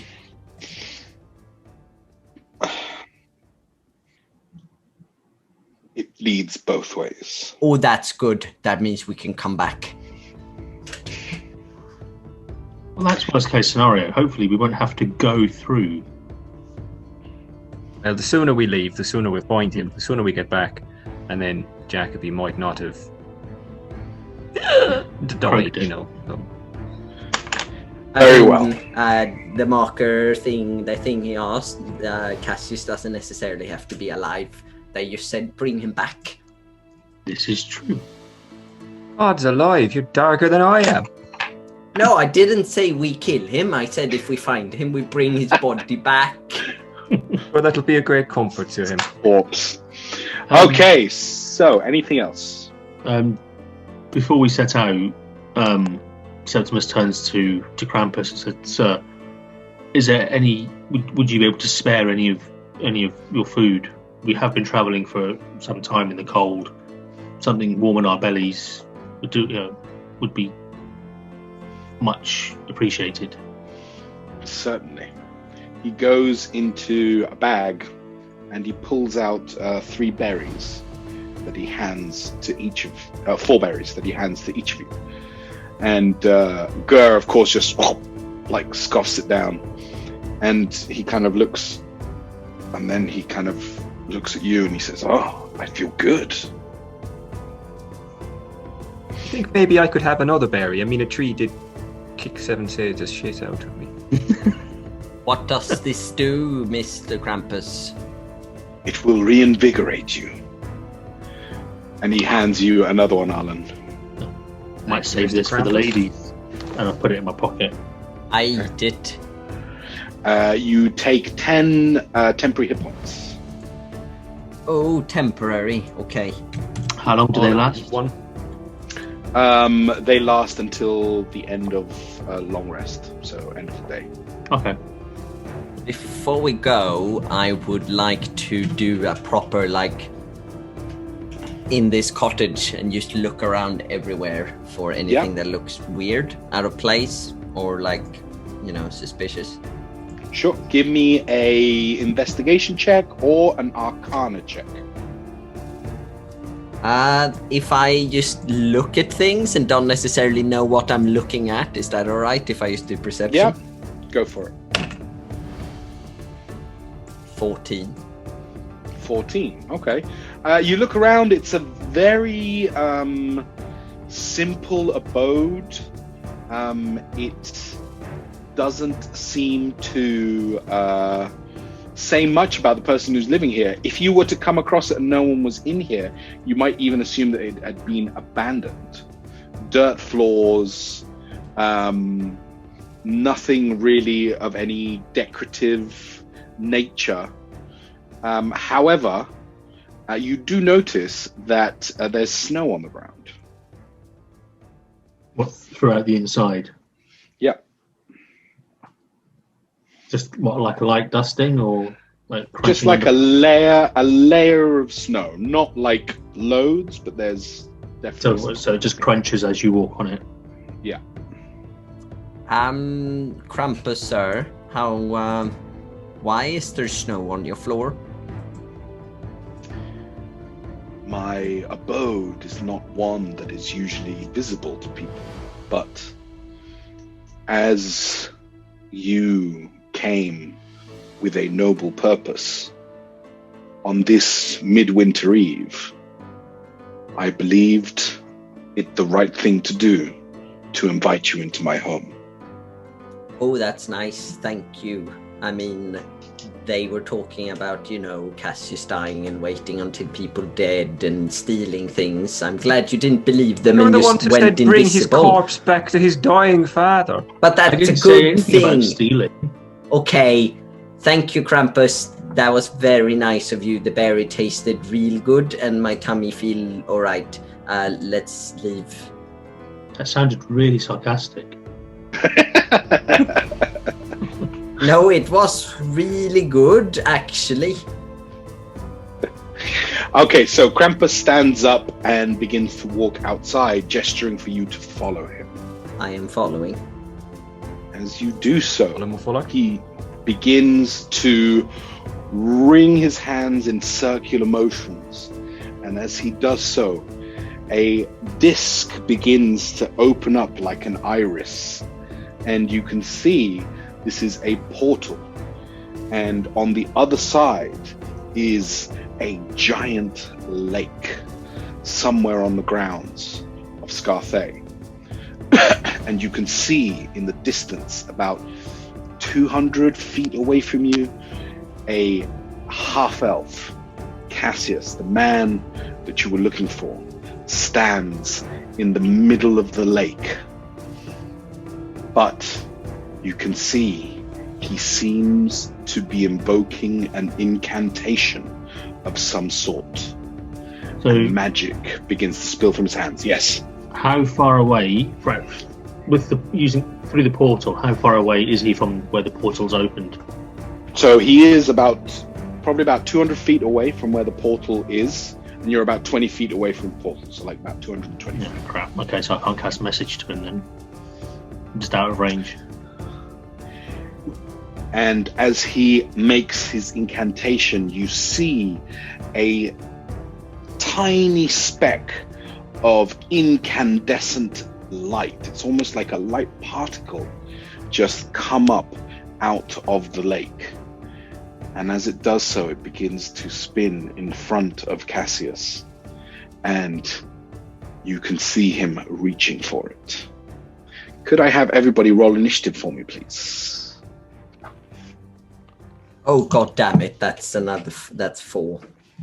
And Which is 1 better than last time. 13. 13 for Arlen and Septimus. 10. 10. You guys have kept the same order each and every time. Well, consistent. That's right. We should get bonus XP for that. Yes. All right. So, Arlen, it's your turn. Arlen is going to he's going to dash and then use a bonus action to dash again to get as close as he can to Cassius. Okay. So, as soon as you reach beyond the portal, you realize that what you are standing on is not the thickest ice in the world. So, if you want to, you can dash again, right? To get that double dash, but you're worried about the ice. So Okay. what would you like? In that case, he's going to finish his movement and then realise he can hear the ice crack. It's not as stable as he thought he was. He's going to try and skedaddle backwards onto more solid ground. So you do that. So you get to the edge, you realize that you can hear cracking and stuff, and you kind of stop yourself. So you've still got your action. How far away is he? I suppose he's gained 50 feet basically. Yeah, he's probably like 170, 180 feet away, something like that. He's going to call out to Cassius Cassius, stop what you're doing. Come back. You kill yourself. Your father's worried sick. As you do so, he seems to kind of look over at you, and as he does, his eyes seem to be glowing bright white, and he's reaching up, and you can see the particle seems to be expanding, almost like it's building like a snowflake builds, you know, just very slowly reaching a shape of like this giant complex geometric shape that you could describe as a snowflake. But Septimus, it is your turn. Obviously, as Arlen's not warned anyone that there's ice, Septimus is just gone diving through. Yeah. Running through. Yeah. And then starts trying to run through to get closer towards excellent. Cassius.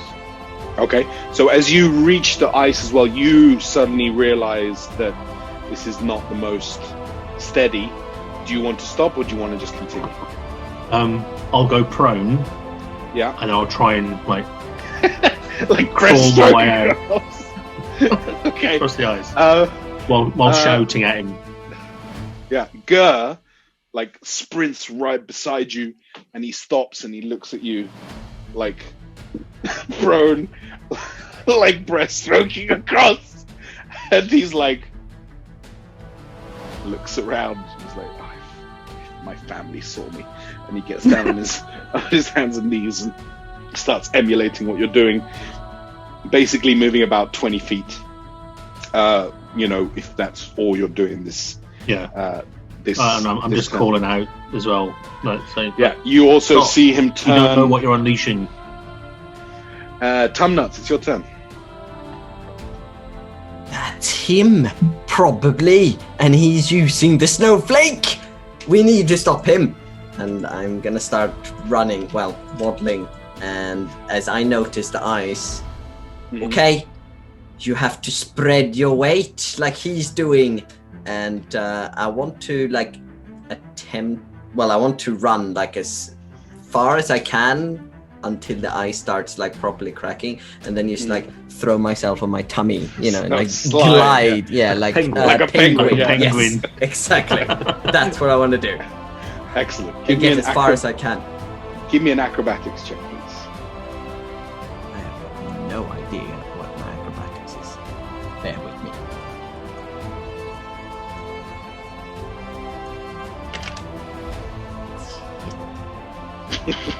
Oh! 18. Nice! Okay, so you start running with your little feet, you're waddling along, you see Septimus is doing his breaststroke, and Gurr as well, and Arlen is just kind of staying back. But you just leap on, and as soon as you start hearing the cracking, you just spread like a swan diving through the air, and you just and slide across. Please make a dexterity saving throw. I fucking hate snow and ice. Oh, 16? 16, okay, not bad. So you manage to literally spread yourself out so wide that the cracking, once you slide to stop, it also stops. And you are okay. But as you look up and see Cassius finally turn back around, and the snowflake, the crystalline snowflake, has now formed a large, almost like a plate-like shape to it. And he goes and he grabs it. And as he does so, he starts to convulse, and he starts to freeze from the hands up to the wrists, all the way up his elbows, and he just lets out a shriek like you've never heard before, that slowly, or actually quite quickly, turns into the sound that you hear when you strike a crystal, that really high pitch, sound just stretches out. And then from inside his body, ice starts coming out. and building up until there is a mound of what looks like ice and snow covering him. And as you just kind of pause for a second, you hear a giant crack as a humanoid just bursts out of the ice. And it's a cross between an ogre or something, some giant like creature, but it's all made of pure ice. And looking closely, you can see what looks like a shadow of someone, Cassius, inside this ice creature, and he's still holding the snowflake. It turns to you, and then it just slinks down into the water, disappearing from sight. Arlen, it's your turn.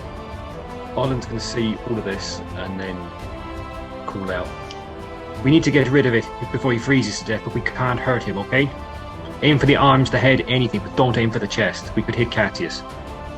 He's then going to draw his bow and ready an action for when this creature appears that he'd like to shoot. Excellent. Septimus, your turn. I would say I'd turn to everyone and say, aim for the snowflake. If we shatter the snowflake, it might reverse what's happened to Septimus. And then I'll ready magic missile for when he pops up. Tumnuts, it's your turn. You're currently the furthest one into the lake, and you believe, looking down, you can see a shadow. Oh no, that's really, really bad. I thought it was meant to take him somewhere else and not turn him into big thing, whatever. I see he wants it. Okay, so I am going to. I'm guessing. Did it make a hole in the ice then? Yes. There is a hole like in the middle of the ice. And I am like how far away? Like 100 feet or something? Maybe about 100 feet. Yes.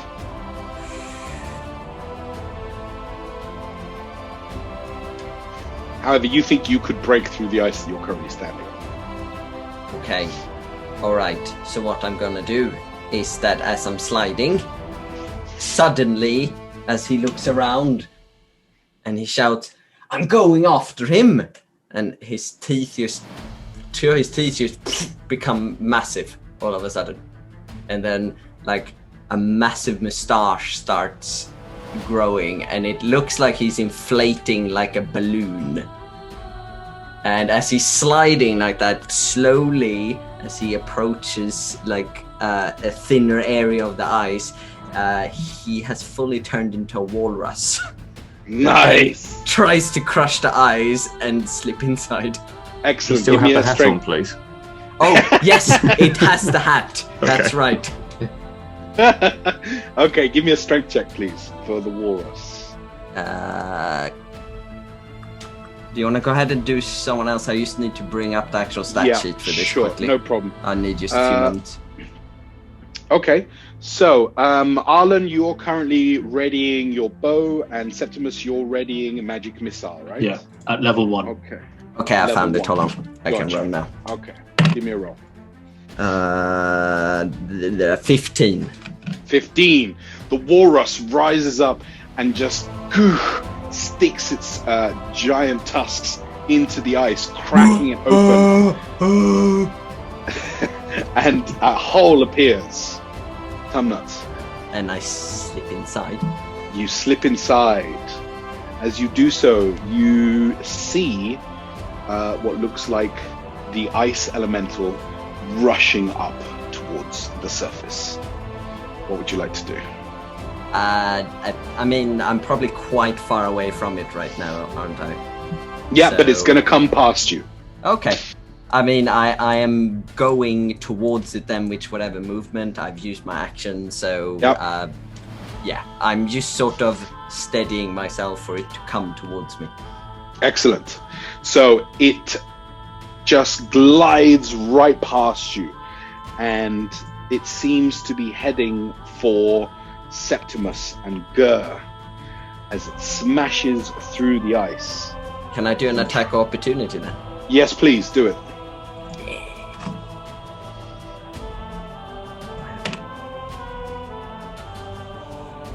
$14? 14. So your tusks stick into it as it flies by, but it just glances off as it launches to where Septimus and Gur are currently, on the ice. So Septimus does a 16 hit. It does. Okay, so can I cast a shield? Or yes, you can as a reaction. No, that's good. Yeah. So that would give you plus 5. So what would that make your AC? 18. Excellent. So as it smashes through the ice, the blue shimmering light covers you as all the debris and the hard ice smashes through, and it completely misses Gur, who through his inept breaststroke has actually gone off course, and he managed to get out of the way somehow. Flank search. All right.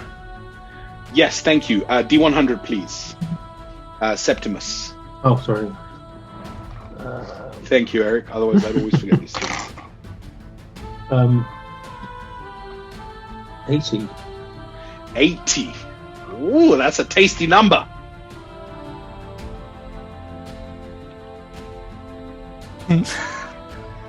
Okay. A long-lost older relative you had completely forgotten about appears from around a corner. They stay for the next 10 minutes while pestering you in various social ways, including asking if you're married yet or when you are having children, and mentioning how you seem to have grown and should put some more meat on your bones. So this is your great aunt Celia. Septimus, you're looking awfully thin. Septimus, you don't eat! You must eat! Tell me about that girl you see. Is she a terrible girl? Is she naughty? Which one? Okay, excellent. Arlen, it's your turn. Arlen, he's going to see this thing. Does it sort of shoot out of the water and land, or? So it smashes through the ice. It's still in the water. It's just kind of at waist level in the water as it smashed through and tried to hit Gur and Septimus. Right, he narrows his eye, bow creaks, and he's going to try and aim further, sort of just below its neck. He doesn't want to hit Cassius. Excellent. Roll to hit. 10. 10? Yeah. 10, unfortunately, the arrow sticks in the ice and doesn't seem to have had much of an effect. Bugger. He's then going to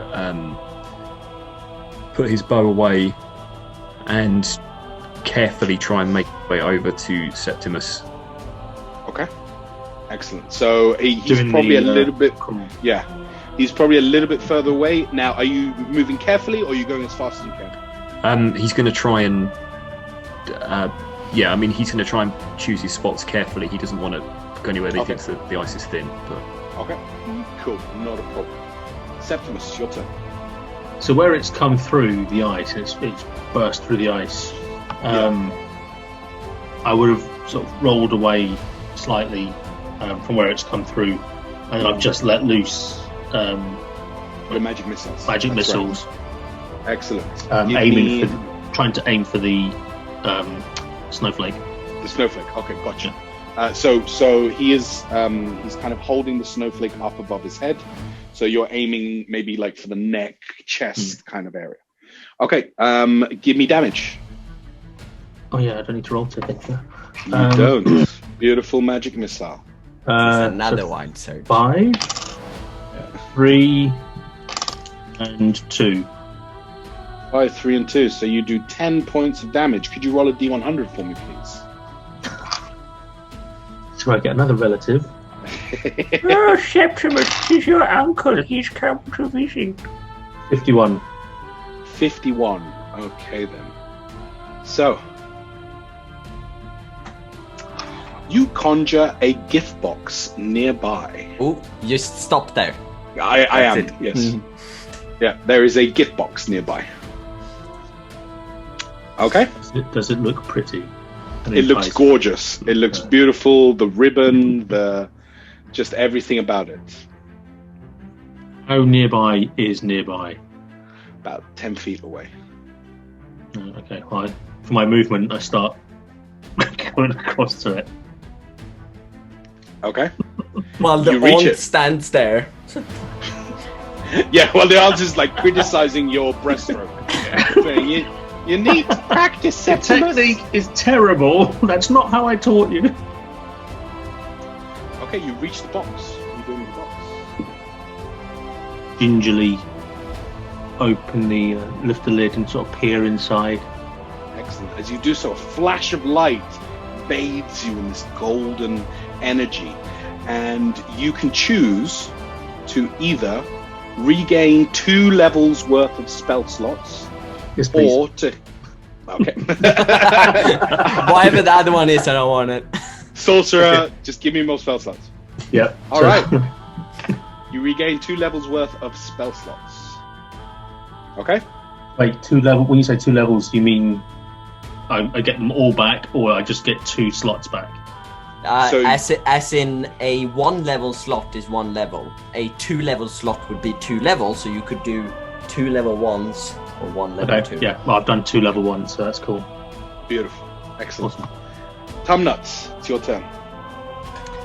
Okay, so I'm not 100% how this works mechanically, because Yeah. I would like to use my bonus action to make the robin like fly next to it and sort of distract it Yeah, as a give help the action. help action. Yeah. And then I want to use my 40 feet of swimming speed to shoot out of the hole and try and dig my tusks into the ice. Beautiful. I love it. Do it.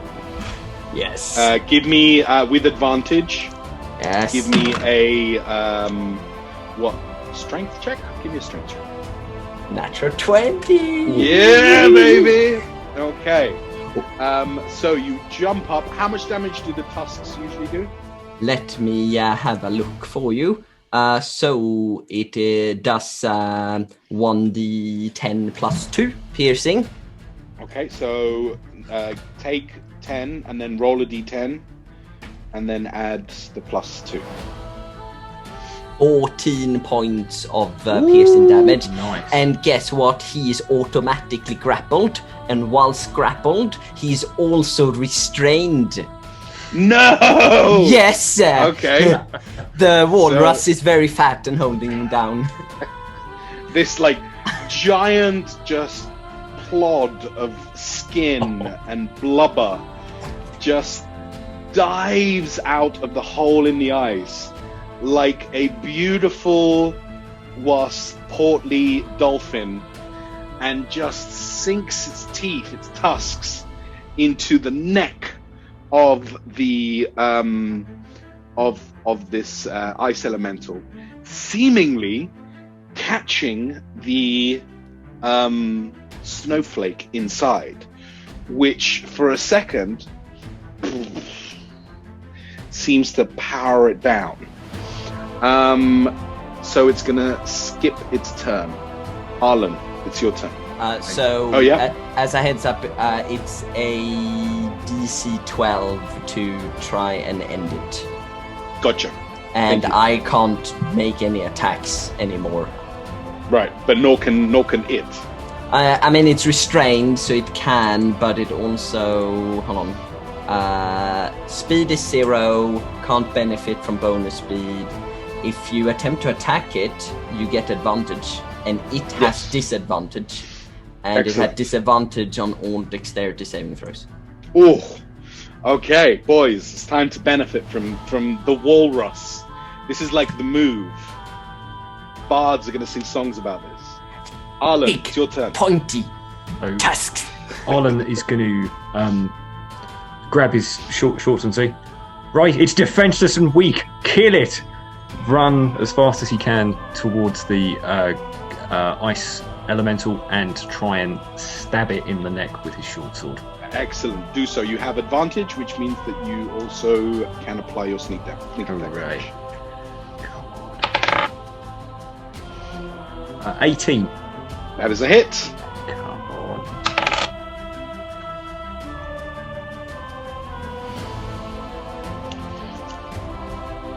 I re-rolled that because I have a feat that allows me to do that. Excellent. Was it luck? Sorry. Was it the luck? He's doing maths. Give him a second. All right. 18. 18. What feat was it? It's from Tasha's. It's called Piercer, Yes. which is very, very nice.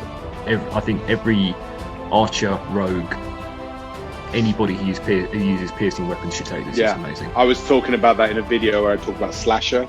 But yeah, slasher, piercer, smasher awesome. as well as another one. Really, really cool feats. Excellent. It kind of like reels back, but it seems to be kind of regaining some sort of semblance to it. Septimus, it's your turn. Sorry, could I just... I'm going to cast. Oh yeah, sorry. As a Alan. bonus action, could I Yeah. move through... I know, actually, could I try and hide behind the bulk of Tumnuts? Give me a stealth check. I am technically large, occupying Okay, 10 so feet. it's It's up. 8. 8. Okay. So we'll see if the ice elemental notices you or not. Septimus, it's your turn now. I'm going to cast Magic Missile at second level, which gives me an extra dart, so I get 4 darts. Beautiful. Do it. So 3, 2, and 4. 3, 3, 2, and 4. That's 12. So excellent. And as my give me- bonus action, Yeah. I turn to Gur and say, "Do something, you great big green oaf." All right, boss. Roll wild magic, please. Oh yeah, wild magic. Oh, Septimus, your magic is coming along leaps and bounds, and I'll show you. 17. 17. All right, let's have a look. 17. You speak in a high-pitched, squeaky voice for the next 10 minutes. You big green elf, go and do something! Yeah, literally, that's what happens. And Gur looks at you, he's like, "Okay, boss." And he goes off. He is going to pull out his bow, and he's going to hit. And he is going to do 5 points of damage.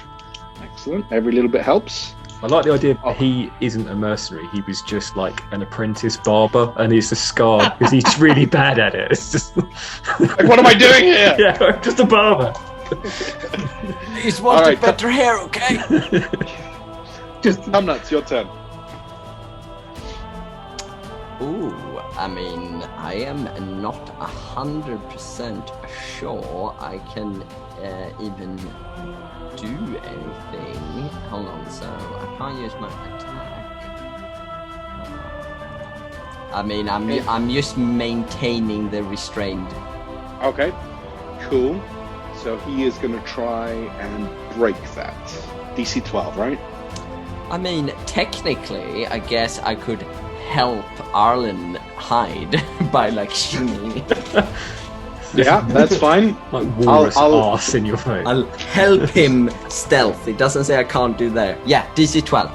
DC 12. Oof, yeah, no problem. He's a very strong boy. So it reacts and it kind of smacks at you and just kind of gets you off him, suddenly revealing a little halfling. No, there. Like kind of standing just right next to it. So it decides to try and have a whack at you.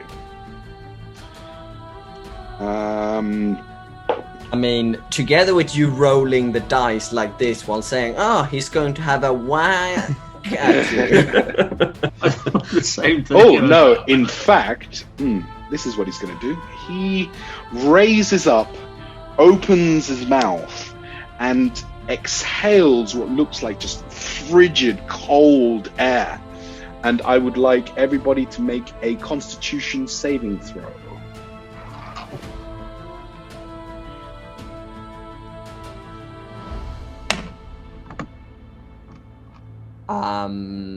I rolled a 4. I'm pretty sure that passes. Yeah, no problem. Yeah. 22. Fine. 22. Yeah, you're good.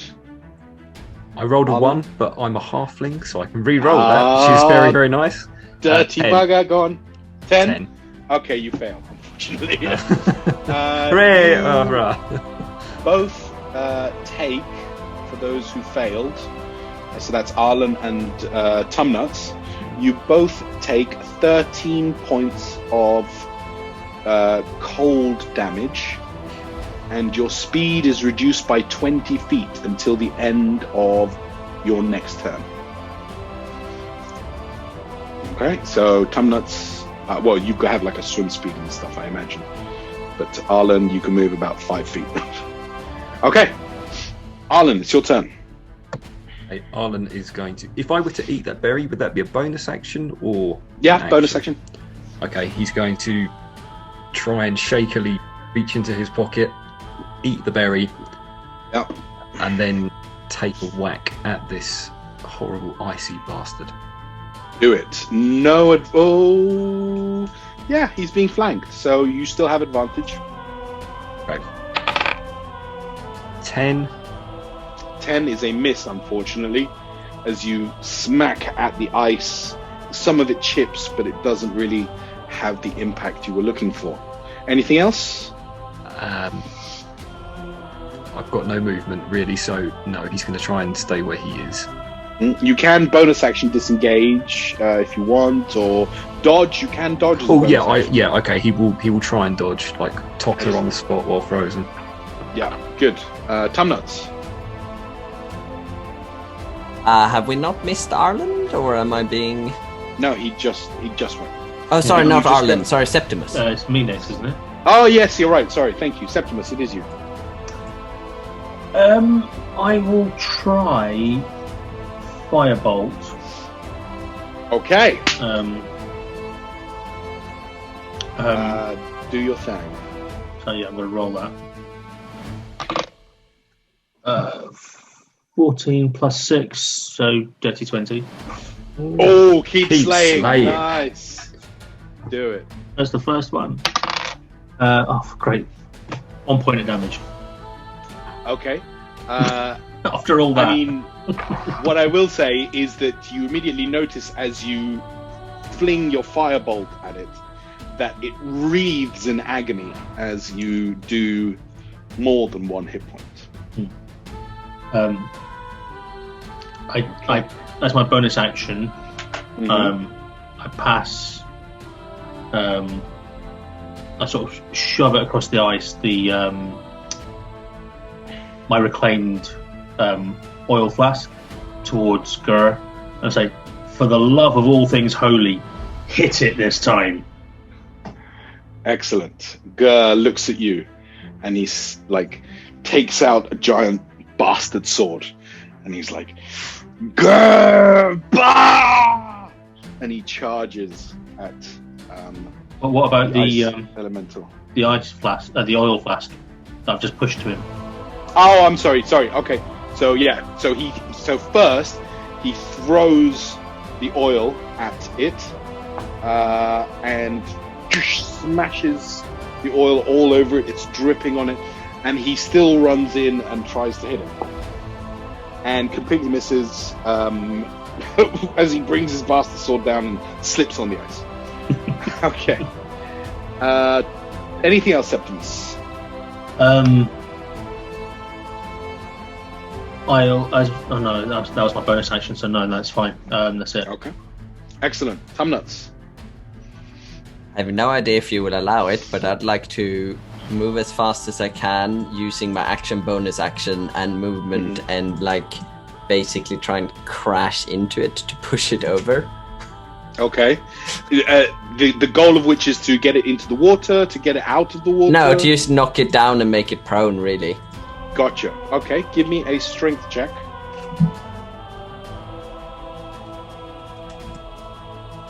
Well.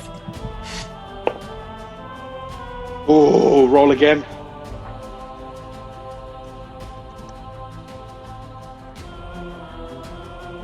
You tell me first. 22. God damn it. 18. This like big gelatinous just in slow motion. And it does kind of tumble a little bit, but it manages to hold its ground. Anything else, Tumnut? Okay, the ice elemental is going to go now, and it is going to try and hit Grrr. Oof, and it does. And he takes a lot of damage. You see as he's smashed by a giant icy fist. And he looks pretty bad. Okay, and he's going to have another crack at Tumnuts. Tumnuts does a 18 hit. Yes. Yeah. Okay. So you're going to take this much. You take 10 hit points worth of cold damage.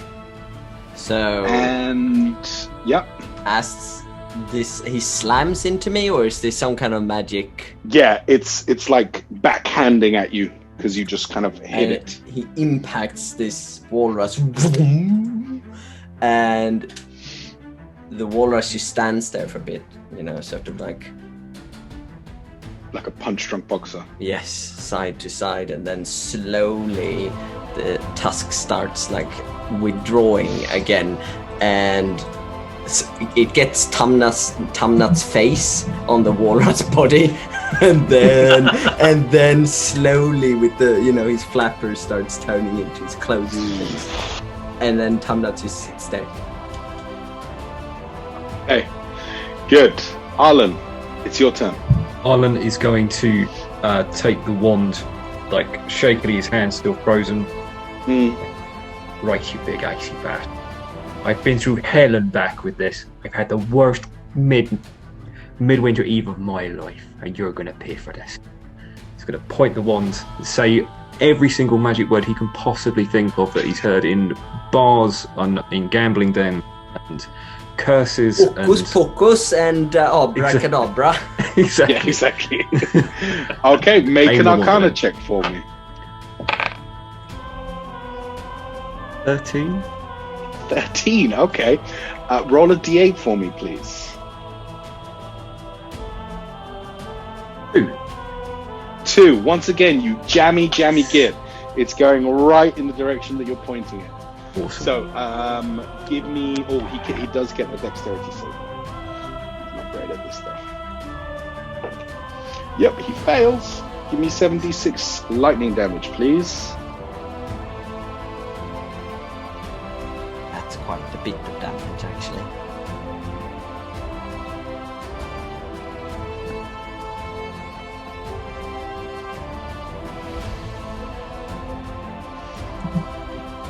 $28. 28. Woo! All right, good. Now, all of you, please. Apart from Septimus, because I think you're not like close, are you? No, I'm still about 60 odd feet away. So, Arlen and Tumnuts, you each take 4 points of cold damage as you feel just the cold emanating from this creature. And you say 4? 4, yes. I bloody hate the cold.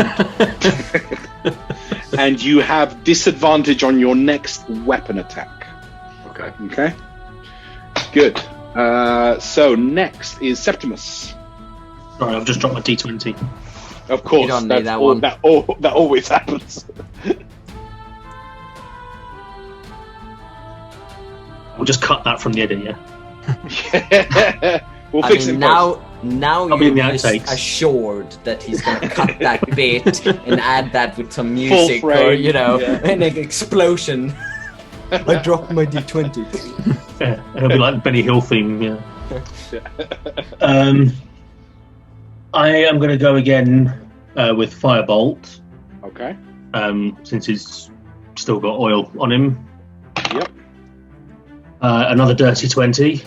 Ooh. Keep slaying. So that is 1d10 damage. For God's sake, 2. Okay. But of course, it's not just 2, is it? And roll an extra d6 for me. 4. Nice. 4. Oof. Okay then. So we're looking at. All right. It looks to be quite in agony, and now the whole thing is on fire as the lamp oil has just lit up, and you can hear sizzling and crackling, and you can almost hear a human voice calling out. Tumnuts, it's your turn. And I hear what the voice is. It saying something, or is it more like screaming, or? It's very distant. It's very distant, but it's definitely coming from the ice. And I think Septimus probably has his bonus action and stuff left if he wanted to do anything else. That's true. Septimus, anything else? Bonus action. Well, I was going to say that about the Wild Magic Surge, but that doesn't apply to cantrips, does it? Correct. Cool. All right. No. Then, as my bonus action, I eat my berry. Nice. So 10 temporary hit points. Okay. Tumnuts. Okay, so you said it's very, very faint, but, does it sound like... or more like...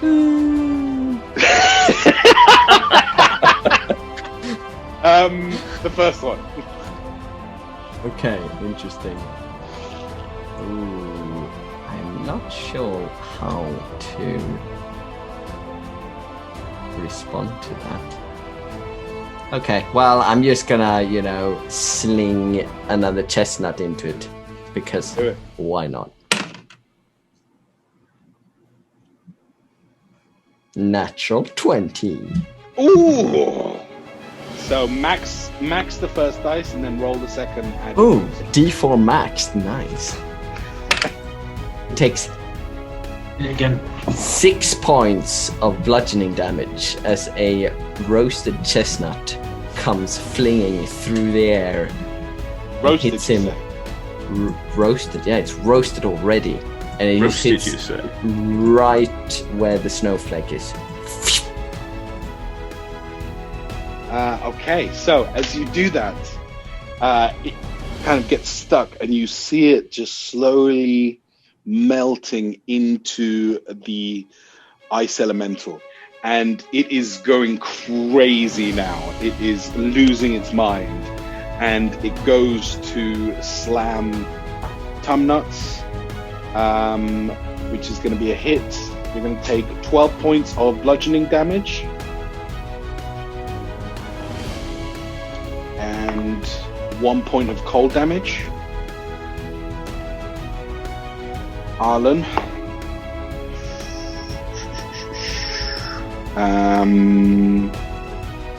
12 is not going to hit, is it? No. No. So it also tries to smash you as well, but you manage to get out of the way. And then it also manages to miss Gur. Gur is like, he got hit once, and since that, he's, the gods are on his side. All right. Arlen, it's your turn. Okay, Arlen is going to use his bonus action to disengage from this thing. Mm-hmm. He's going to step back, try and avoid, like where the ice is creaking, draw his bow, and try and get a shot at this thing. Okay, do it. I'm at disadvantage, aren't I? On your attack. Oh crap! I didn't do that on my natural 20 as a heads up. That was actually a weapon attack. That's 17. 17's a hit. Get it. Do your damage. Oh shit! Don't give it chestnuts, it makes it angry. It's 10 points of piercing damage. 10 points of piercing damage. How would you like to do this, my friend? Fuck yeah. He is going to. What's he going to do? Be unsteady on his feet, trying to he probably was quite good with the bow at one point, but drink and gambling, he kind of lost the knack a bit. You got this, Aaron. Come on.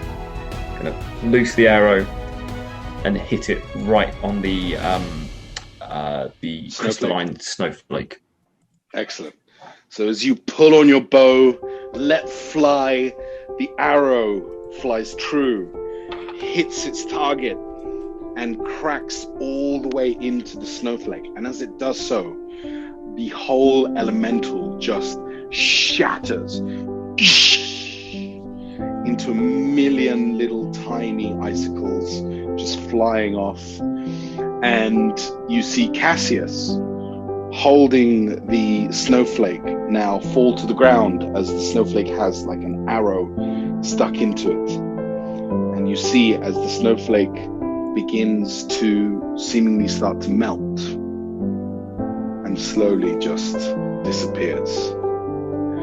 And Cassius is left lying on the ice of the lake. What would you like to do? I fucking hate the cold. We all hate the cold. Let's go and see if Cassius is okay.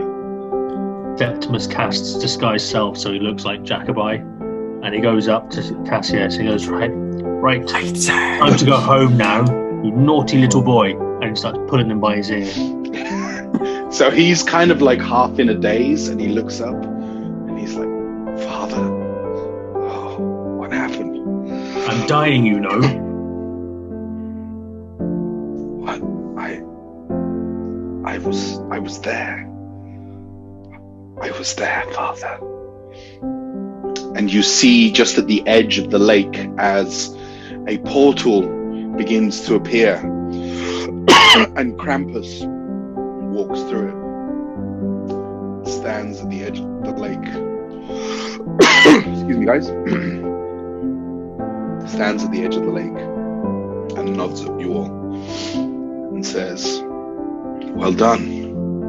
You have done your task. Now, return him to his family.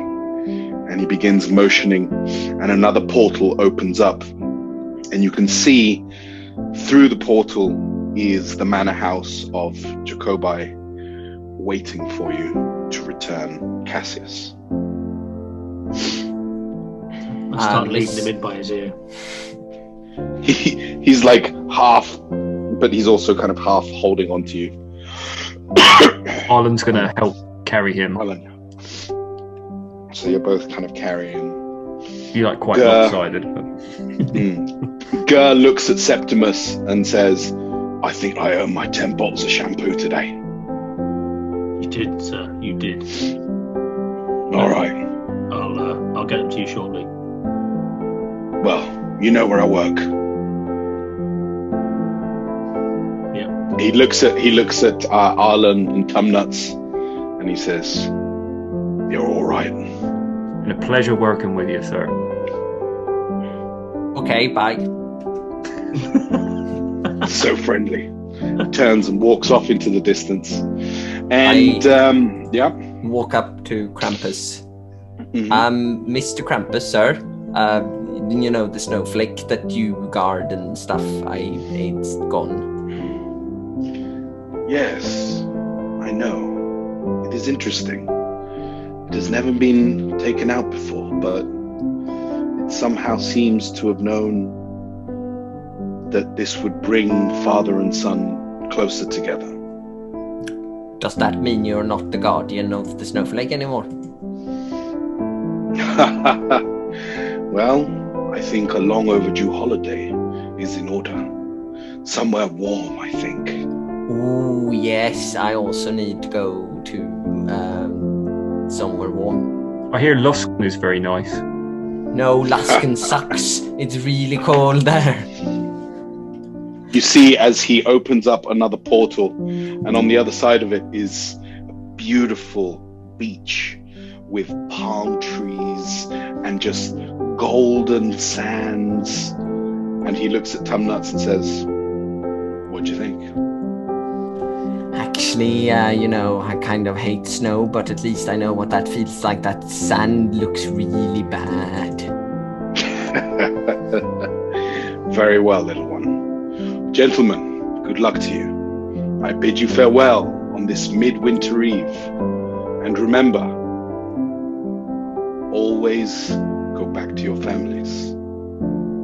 This is the time of year. And he turns around and walks through the portal onto the beaches. And that, gentlemen, is where we are going to stop tonight. What? I want more.